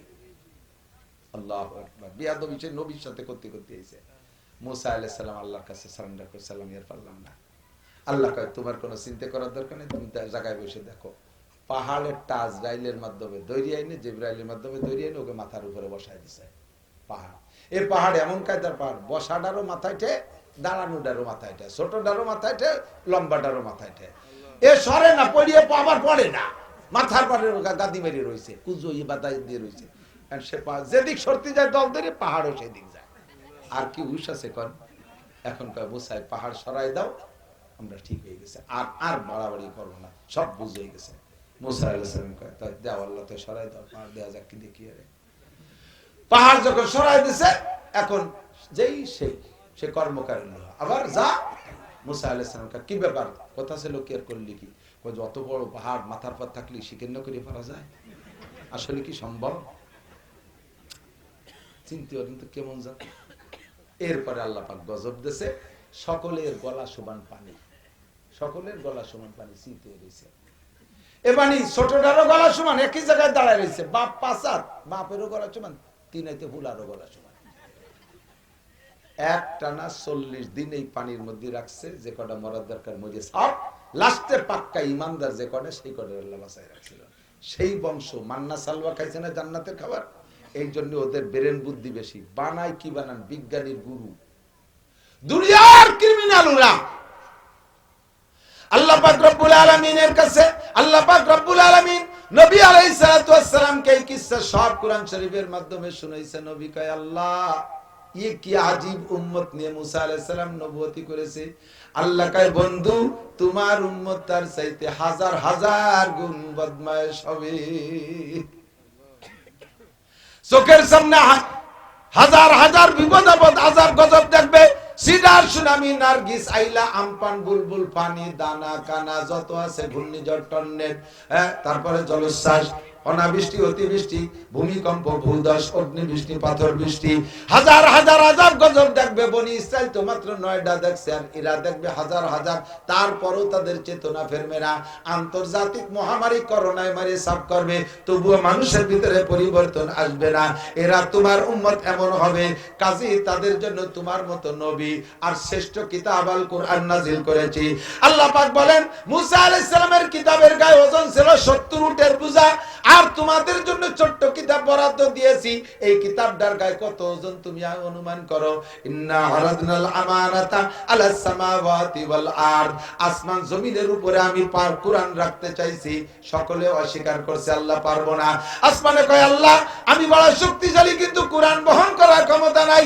জমিনে কয় আল্লাহ সারা দুনিয়া বইতে পারি, কুরআন বহন করার ক্ষমতা নাই। ওই পাহাড় পর্বত জাপান থেকে শুরু হয়েছে আমেরিকা পর্যন্ত পর্বতমালা, যেই পাহাড়কে তুমি জমিনের জন্য পেরেক হিসেবে বানাইছো। আল্লাহ পাক বলে ওয়াল জিবালা আওতাদা, এই পাহাড়কে বানাইছি পেরেক হিসেবে, পাহাড়ের উপরে কুরআন রাখতে পারো। পাহাড়কে বললো কুরআন, পাহাড় তুই একটু কুরআন বহন কর। আশফাকনা মিনহা, পাহাড়ে তরতরায় কাঁপতেছে, কয় আল্লাহ এত কিছু পারি কিন্তু কোরআন বইতে পারি না। ইতিমধ্যে আপনাদের বনগিরাম মাদ্রাসার ছোট্ট ছোট্ট হাফেজ ছেলেরা, এলাকার মক্তবের মসজিদের পোলাপান যারা, তাদের তো রূহ ও জায়গা ছিল, এই সমস্ত রূহে বলতেছে আল্লাহ মাওলানা নাসির সাহেব, সদর সাহেব, কত উলামায়ে কেরামের কাছ থেকে কোরআনের ফজিলত শুনেছি। এই কোরআন যার সাথে সোয়া লাগে তারে দামি বানায় দেয়, যার সাথে সোয়া লাগে তারে দামি বানায় দেয়। 20 টাকা দামের রিহাল কাঠের উপরে কোরআন রাখলে রিহাল কাঠ চুমো খাওয়ার যোগ্য হইয়া যায়। সিরা নেকড়ায় দিয়ে পেঁচায় রাখে কোরআন, ওই কোরআন শরীফের সাথে সিরা নেকড়া চুমো খায়। কতক্ষণ ঠিক ঠিক না? আল্লাহ তোমার কোরআনের এত দাম, এই কোরআন যার মধ্যে ঢুকে তোমার রাসূল বলেছে খায়রুকুম মান তাআল্লামাল কুরআনা ওয়া আল্লামা, তোমাদের মধ্যে সবচাইতে ভালো ওই ব্যক্তি যে কোরআন পড়ে আর কোরআন পড়ায়। এত দামি কোরআন রে তুমি কেন ফেরি করে নিয়ে বেড়াচ্ছ, অথচ কেউ নিতে চায় না। আমাদেরকে দাও কোরআন, আমরা গ্রহণ করলাম। আল্লাহ কয় ওয়া হামালাহাল ইনসান ইন্নাহু কানা যালুমান জাহুলা, মানুষ জালেম আর জাহেল, মূর্খ আর সীমা লঙ্ঘনকারী, তাই তারা কোরআনকে গ্রহণ করেছে। এদিক খেয়াল করেন, লক্ষ্য করতেছেন নাকি জানি না। মানুষ যখন কোরআন গ্রহণ করেছে, আল্লাহ কয় তোরা জালেম আর জাহেল। জালেম মানে সীমা লঙ্ঘনকারী, জাহেল মানে মূর্খ। তা আল্লাহর কোরআন আমরা নিলাম, তাইতে আল্লাহ আমাকে এমন দুটি শক্ত কথা কবে? আল্লাহ কয় এই জালেম আর জাহেল বলছি, এটা হলো আদরের ভাষা। এদিক তাকান, আপনার ছেলে গোল্ডেন এ প্লাস পাইছে ম্যাট্রিকে, পুরো গোপালগঞ্জ জেলার মধ্যে 1 নাম্বার রেজাল্ট। আপনি তারে কি করে কি করে আদর করেন? আরে আমার পাগল এদিকায়। এই পাগল কি ওই গোপালগঞ্জ শহরের মধ্যে যে ন্যাংটা হয়ে যেটা ঘুরে বেড়াচ্ছে সেই পাগল নাকি? এ পাগল হলো আদরের ডাক পাগল। এ পাগল মানে ল্যাংটা পাগল না, ঠিক না? আপনার ছেলে, নিজের ছেলে 5-6 বছর বয়স, বিলি যাইয়ে পোলো দিয়ে সে 1.5 কেজি ওজনের শৈলেরটা ধরে নিয়েছে, যা তার দ্বারা আদৌ সম্ভব না, তার হাতে পড়ে না, যে কোনো ভাবে নিয়েছে। আমার সাথে সাথে আপনি কি করেন? ফিটিয়ারটা থামে, হারামজাদা, এত বড় শৈল কোয়ানে বালি। কি কইছেন জানেন? আপনার ভাষায় কইছেন হারামজাদা। হারামজাদার বাংলা জানেন? হারামজাদা মানে জারিউল বাচ্চা। নিজের সন্তান রে জারিউল বাচ্চা কই আদর হতেছে। জারিউল বাচ্চা শৈল বালি কোয়ানে। এই জায়গায় হারামজাদা মানে জারিউল বাচ্চা আদরের ঠেলায় কই বের হয়ে যায়। তাই আল্লাহ পাক জালেম আর জাহেল বলছে কেন? কইছে পালে রাজি হয় নাই, তুই নিলি, তুই তোর পর জুলুম করেছিস। জাহুল, তুই যদি বুদ্ধি থাকতে এত বড় কোরআন নীতি নে। আচ্ছা নিশির যখন আমি তোর ভিতরে ধারণ ক্ষমতা দিয়ে দেব, দুনিয়ার কোনো বই পুস্তক মুখস্থ করে মানুষ রাখতে পারে না। আল্লাহর আমার কোরআন তোর ভিতরে আমি হেফাজত করব। ইন্না নাহনু নাযালনা যিকরা ওয়া ইন্না লাহু লাহাফিজুন। মাত্র 30 দিনে, মাত্র 30 দিনে একটা পোলা, এরকম ছোট্ট একটা পোলা 30 দিনে হাফেজ হয়ে গেছে। ডেলি এক পারা। কি মনে করেন? কি মনে করেন? বলতেছি আর গল্প শুনি উড়ে দিচ্ছেন। আমার মাদ্রাসা আমার ভাগ্নি একটা 150 দিনে হাফেজ হয়েছে। 150 দিনে 30 পারা হাফেজ সবক মুখস্থ। এত বড় একখান বই 150 দিনে কোন বাপের বেটা আছেন বাংলা ইংরেজি দিয়ে দিলাম ছাড়িয়ে আসেন দিয়ে মুখস্থ করে? একটু 20-30 পাতা একটা বইতে বিনা লোকমাই শুনতে পারবেন না। এটা আল্লাহ পাক কয় আমার মুজিজা, ওর ভিতরে আমার কুদরতের মধ্যে দিয়ে দিলাম। এটা আমার কোরআনের মুজিজা। অন্য কোন বই এভাবে নিখুঁত ভাবে এ টু জেড মুখস্থ করতে পারবে না মানুষে। ও কোরআন তোমাকে দিয়ে দিলাম, হে মানুষ, তোর সিনার মধ্যে আমি কোরআন দিয়ে দিলাম। পুড়াইয়া জ্বালাইয়া শেষ করে দেশে দুনিয়া, ইংরেজরা এদেশে, এশিয়া মহাদেশে, ওই উপমহাদেশে শেষ করে দিয়েছিল। মাদ্রাসা মসজিদ সব শেষ। আবার আল্লাহ তাআলা 2 কোটির উপরে হাফেজ তৈরি করে দিয়েছে। বলেন না সুবহানাল্লাহ। আপনাদের এই বনগিরাম মাদ্রাসা, আমাদের গোপালগঞ্জের যত হাফেজ হেফজখানা মাদ্রাসা আছে, এর হুফাজ প্রতিযোগিতায় পিরাইবার এরা শীর্ষে থাকে। এত সুন্দর হাফেজ সাহুজুর গড়ডাঙ্গাতে আসার পরে এই 22 সালে থেকে 22, 23, 24, 25 পড়ছে। 3 বছরের ভিতরে কত সুন্দর পরিবেশ করছে। আপনারাই সহযোগিতা করেছেন। এই কোরআনের মাদ্রাসা হওয়ার কারণে কোরআনের সোয়ায় যেমন সিরান একটা চুমো খায়, কোরআনের সোয়ায় যেমন টেবিলে চুমো খায়, কোরআনের সোয়ায় যেমন রেহালকার চুমো খায়, কোরআনের সোয়ার কারণে গিরামও আল্লাহর কাছে চুমো খাওয়ার যোগ্য হয়ে যায়। কোরআনের সাথে আপনি সম্পর্ক রাখলে আপনিও দামি হয়ে যাবেন। খায়রুকুম মান তাআল্লামাল কুরআনা। উকিল সাহেব কোরআন শরীফ পড়েন, দামি হয়ে যাবেন। মাস্টার সাহেব কোরআন পড়েন, দামি হয়ে যাবেন। ডাক্তার সাহেব কোরআন পড়েন, দামি হয়ে যাবেন। কৃষক কোরআন পড়েন, দামি হয়ে যাবেন। মহিলারা কোরআন পড়েন, দামি হয়ে যাবেন। পুরুষরা কোরআন পড়েন, দামি হয়ে যাবেন। স্কুল কলেজের ছেলেরা কোরআন পড়ে, দামি হয়ে যাবা। এই দামি হওয়ার কথাটা শুধু মাদ্রাসার ছেলেদের জন্য না, এনিম্যান এভরিবডি যেই কোরআন পড়বে সে আল্লাহর কাছে সবচাইতে দামি। ঠিক কিনা? 30 পারা কোরআন শরীফের শরীয়তের বিধানের আলোচনা আজকে কিছুই করি নেই, শুধুমাত্র ফাজাইলে কোরআন বলবো বলে। যেই ব্যক্তির নবী পাক বলেন ইন্নাল্লাযী লাইসা ফি জাওফি শাইউন মিনাল কুরআন কাল বাইতুল খারিম। একটা ঘর, আপনার এই গ্রামে একটা ঘর আছে, অনেক মানুষ গ্রামে পূর্বপুরুষের ঘর রয়েছে, ঢাকা যেয়ে থাকে না, আসে না, অনেকদিন পর একবার আসে, এসে দেয় যে তার মধ্যে বিলেই মরে পয়সা রয়েছে, তার মধ্যে ইন্দুর মরে রয়েছে, তার মধ্যে সাপ বিশ্বর বাসা হয়ে গেছে। ওটা বিরান ঘর, জিন পরি দেওদানবের বাসা হয়ে যায়। সেম যেই সিনার ভিতরে আল্লাহর কোরআন নাই, ওইটা কেমন ভূতের বাসা, ওইটা ভূতের বাসা। আমি সকলের কাছে অনুরোধ করব, আমরা একটু চেষ্টা করে কোরআন শরীফ পড়া শিখি। কি করেন? পারা যাবে না? একটু চেষ্টা করা যাবে? একটু 61 দিন, অনলি 61 দিন মেহনত করে 30 পারা কোরআন শরীফ পড়া শিখতে পারবেন। মাত্র 61 দিন। সেই কথাটা একটু ব্যাখ্যা করে বুঝাই দিই, তাহলে আপনার বুঝতে সহজ হবে। যত কম বেরেনি হন না কেন, এক আরবিতে 29টি অক্ষর আছে, 29টি অক্ষর, এক দিন একটা অক্ষর পড়েন, একটা অক্ষর, সবচেয়ে ছোট সবক। ডেলি যদি একটা অক্ষর পড়েন আর লেখেন, মুখস্থ হবে না? তাহলে 29 দিনে 29 অক্ষর। আরবিতে আকার রস্যিকার একেবারেই কম, মাত্র 3টে, জবর জের পেশ, জবরে আকার, জেরে রস্যিকার, পেশে রস্যকার। সহজ হয়ে গেল 3টে, 29 আর 3 32। আর 2টি আছে সংযোগ পদ্ধতি, অক্ষরকে সংযোগ করে। হামজা বা জবর আব, বা জবর বা, এই যে আব্বা, এই যে সংযোগ করছে, এর জন্য 2টি চিহ্ন, যজম আর তাসদীদ, এ আছে 2টি। তাহলে 32 আর 2 34। এটা টেকা একদিন শেখেন, সবচেয়ে কম সবক দিচ্ছি। আর আরবিতে মদ আছে 10 প্রকার। কয় প্রকার? কয় যে কে মদ বলে হারাম, তার আরবিতে মদ আছে কয় দিয়ে? গাঁজা, এবা, ফেন্সিডিল, হিরোইন, এগুলো নাকি? 10 প্রকারের মদ মানে টাইনিয়ে পড়া। টানের জায়গা না টানলে বেঈমান হয়ে যায় মানুষ, কাফের পর্যন্ত হয়ে যায়। এই জন্য 10 প্রকারের মদ 10 দিনই শেখেন। তাহলে 44 34 আর 10 44। 44-এর পরে মাখরাজ আছে 17টা, উচ্চারণ স্থান কোনটা কোন জায়গাতে উচ্চারণ করতে হবে। ইংরেজি ভাষা আমার সাথে একমত হতে হবে। দিক তাকান, ইংরেজি ভাষার আমি কি দিয়ে গাইলিও তা আমি খুঁজে পাই না। লেখে একটা, পড়ে আর একটা। বাংলাও তার একজন। আমি আমার সাথে একটু আসেন আপনার একটু এজেরে নেই এডুকেশন। ইংরেজিতে বার্গার এক প্রকারের খাবার আছে না? এই বার্গার, এই গডা লেখছে কি দিয়ে? বার্গার, GAR নাকি বার্গার। আর ইংরেজি আবার রং আছে না একটা, বার্জার। ওই যে ওই বার্জার, ওটা কি জেড দিয়ে না জি দিয়ে? ওটাও জি দিয়ে। তো একই জি ও জায়গা গ হলো, ও জায়গা জ হলো কে? হয়তো তো ওরা কয় তাই হয়। তো গুজামিল দিয়ে যাও কে? TION কি হয়? শন। TION টিওনো হবে, এই জায়গা শন কয় কে? CHALK সোল কে না সাইল কে? সব। MOTHER মতিয়ার, তাই মাদার। লেখে একটা, বড়ে আর একটা। এ কিভাবে বসবো? বাংলা আপনি বিজ্ঞ বানান করেন তো, বিজ্ঞ বাইরসি আর বাইটুক পারবেন না, কই যে লিখে দিতে পারি কতিয়ে দিনে। এই যে বিজ্ঞ, এই সংযোগ অক্ষর কি দিয়ে কি দেখুন তো, ইয়ের সাথে বিজ্ঞ, ইয়ের সাথে জ, তাতে বিয়া যাবে। বিজ্ঞ আইকা গ আসলো কইতে, ওই তো তাও আয় তাই হবে কে? যা লেখো তাই হবে, যা না লেখো তা হবে কে? এই হলো গুজামিল। সব ভাষার মধ্যে গুজামিল, আরবির মধ্যে গুজামিল নাই। সদ লিখে সা পড়ে না, সা লিখে সিন পড়ে না, প্রত্যেকের উচ্চারণ আলাদা। দাল লিখে দদ পড়ে না, দদ লিখে দাল পড়ে না, লাম লিখে কাপ পড়ে না, কাপ লিখে মিম পড়ে না। যা আছে তাই। এজন্য আল্লাহ বলেন আলহামদুলিল্লাহিল্লাযী আনজালা আলা আবদিহিল কিতাবা ওয়া লাম ইয়াজআল লাহু ইওয়াজা। আমি আমার বান্দার উপর যে কিতাব নাজিল করছি ওর মধ্যে কোনো বক্রতা নাই, যা লিখবা তাই পড়বা। তাহলে ওর পাশে রেখে আসছিলাম 44 আর মাখরাজ আছে 17টা, 17 দিন। 17 আর 44 61। খোদার কসম 61 দিন যদি আপনি 2 ঘন্টা করে পরিশ্রম করেন তাহলে আপনি কোরআন শরীফ পড়া শিখবেনই শিখবেন। আমি চ্যালেঞ্জ করে বললাম। দুনিয়ার কত কিছুর জন্য কত সময় দিলেন, 61 দিন কি হবে না? আর এই কোরআন শরীফ অশুদ্ধ থাকার কারণে জীবনে যত নামাজ পড়ছেন না, আল্লাহর কসম, আল্লাহর কসম, কোরআন শরীফ ধরি কব, আল্লাহর কসম, অশুদ্ধ কিরাতে যত নামাজ পড়ছেন ওর কিচ্ছুই নেই, এক অক্তই নেই। ওর কারণে এক অক্ত পড়ার পরেও 230 কোটি 40 লক্ষ বছর জাহান্নামে পড়তে হবে। হবে হবে হবে।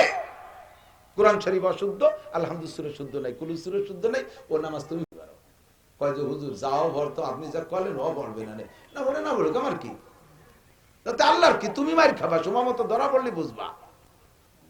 এখন কাজ কি? পড়লি যদি না হয়, ভুল পড়লি না হয়, তাহলে বললাম না, পড়িও না, কিন্তু সিদ্ধান্ত সেটা না। আরে কপাল, একক তো নামাজের জন্য 230 কোটি 40 লক্ষ বছর জাহান্নাম। ভুল পড়ার কারণে যদি সেই পোড়া লাগে, তাহলে আমি ভুল পড়বো না, আমি আজকে থেকে কোরআন শরীফ শুদ্ধ করে পড়া শিখবই। এই প্রতিজ্ঞাটা করেন, প্রতিজ্ঞা এদিক নিয়ে আসেন। 10-20 বছর পর্যন্ত IABM পাস করলেন ইংরেজিতে, জেনারেল সার্টিফিকেটের বয়স যত বাড়ে তত তার দাম কমে। বুঝতে পারিনি? আবার শোনেন, জেনারেল সার্টিফিকেটের বয়স যত বাড়ে তত দাম কমে, একসময় মোটেই থাকে না। সরকারি চাকরি নিচ্ছেন সার্টিফিকেট দেখাইয়া, একেবারে 5 স্কলারশিপ, আইএতে ম্যাট্রিক স্কলারশিপ, আইএতে স্কলারশিপ, ফার্স্ট ক্লাস পাস, এভাবে জাতিতে BCS পাস, আপনার এই বস্তাখানিক সার্টিফিকেট দেখায় আপনি চাকরি নিয়েছেন। 35 বছর যদি চাকরির বয়স হয়ে যায়, তারপরে সরকার কয় তোমার সার্টিফিকেট ডিলেট হয়ে গেছে, ওর টেম্পার বাতিল হয়ে গেছে, তোমার আর চাকরির বয়স শেষ। 20-30-40 লাখ টাকা দিয়ে গটি কম্বল দিয়ে বাড়ি ফাটাই দেয়। আপনার ওই সার্টিফিকেট দিয়ে আর একজনের দেখি চাকরি দেওয়া যাবে? দেবে? আর আপনি ওই সার্টিফিকেট যদি বাজারে নিয়ে যান যে বাবা নুনির দোকানে, আমার এই সার্টিফিকেট কিন্তু খুব ধারালো সার্টিফিকেট, 35 বছর চাকরি হয়েছি, তোরাই কয়েন রেখে দে, আমার সাথে নুন দে। এই গাছে গুটি খানিক সার্টিফিকেট দিলে আপনার 1 কেজি নুন দেবে? পড়িয়ে দিয়ে গায়ে মাথা ফাটা ফেলা দেবে। ওইটা 20টা থাকলে গেলা নুন খাতি হইলি। তাহলে আপনার হায়াত রয়ে গেছে, সার্টিফিকেটের হায়াত শেষ। আর কোরআনের সার্টিফিকেট যত বয়স বাড়বে তত দাম বাড়বে, যত দাম বয়স বাড়বে তত দাম বাড়বে, মরার পরেও দাম বাড়ে। সর্বনাম পিসাবের দাম মরার পরেও বাড়ে, সদস্যের দাম আজও বাড়তি তালে আছে। কথা বলেন ঠিক কি ঠিক না? আমার সার্টিফিকেটের বয়স 34 বছর হয়ে গেছে।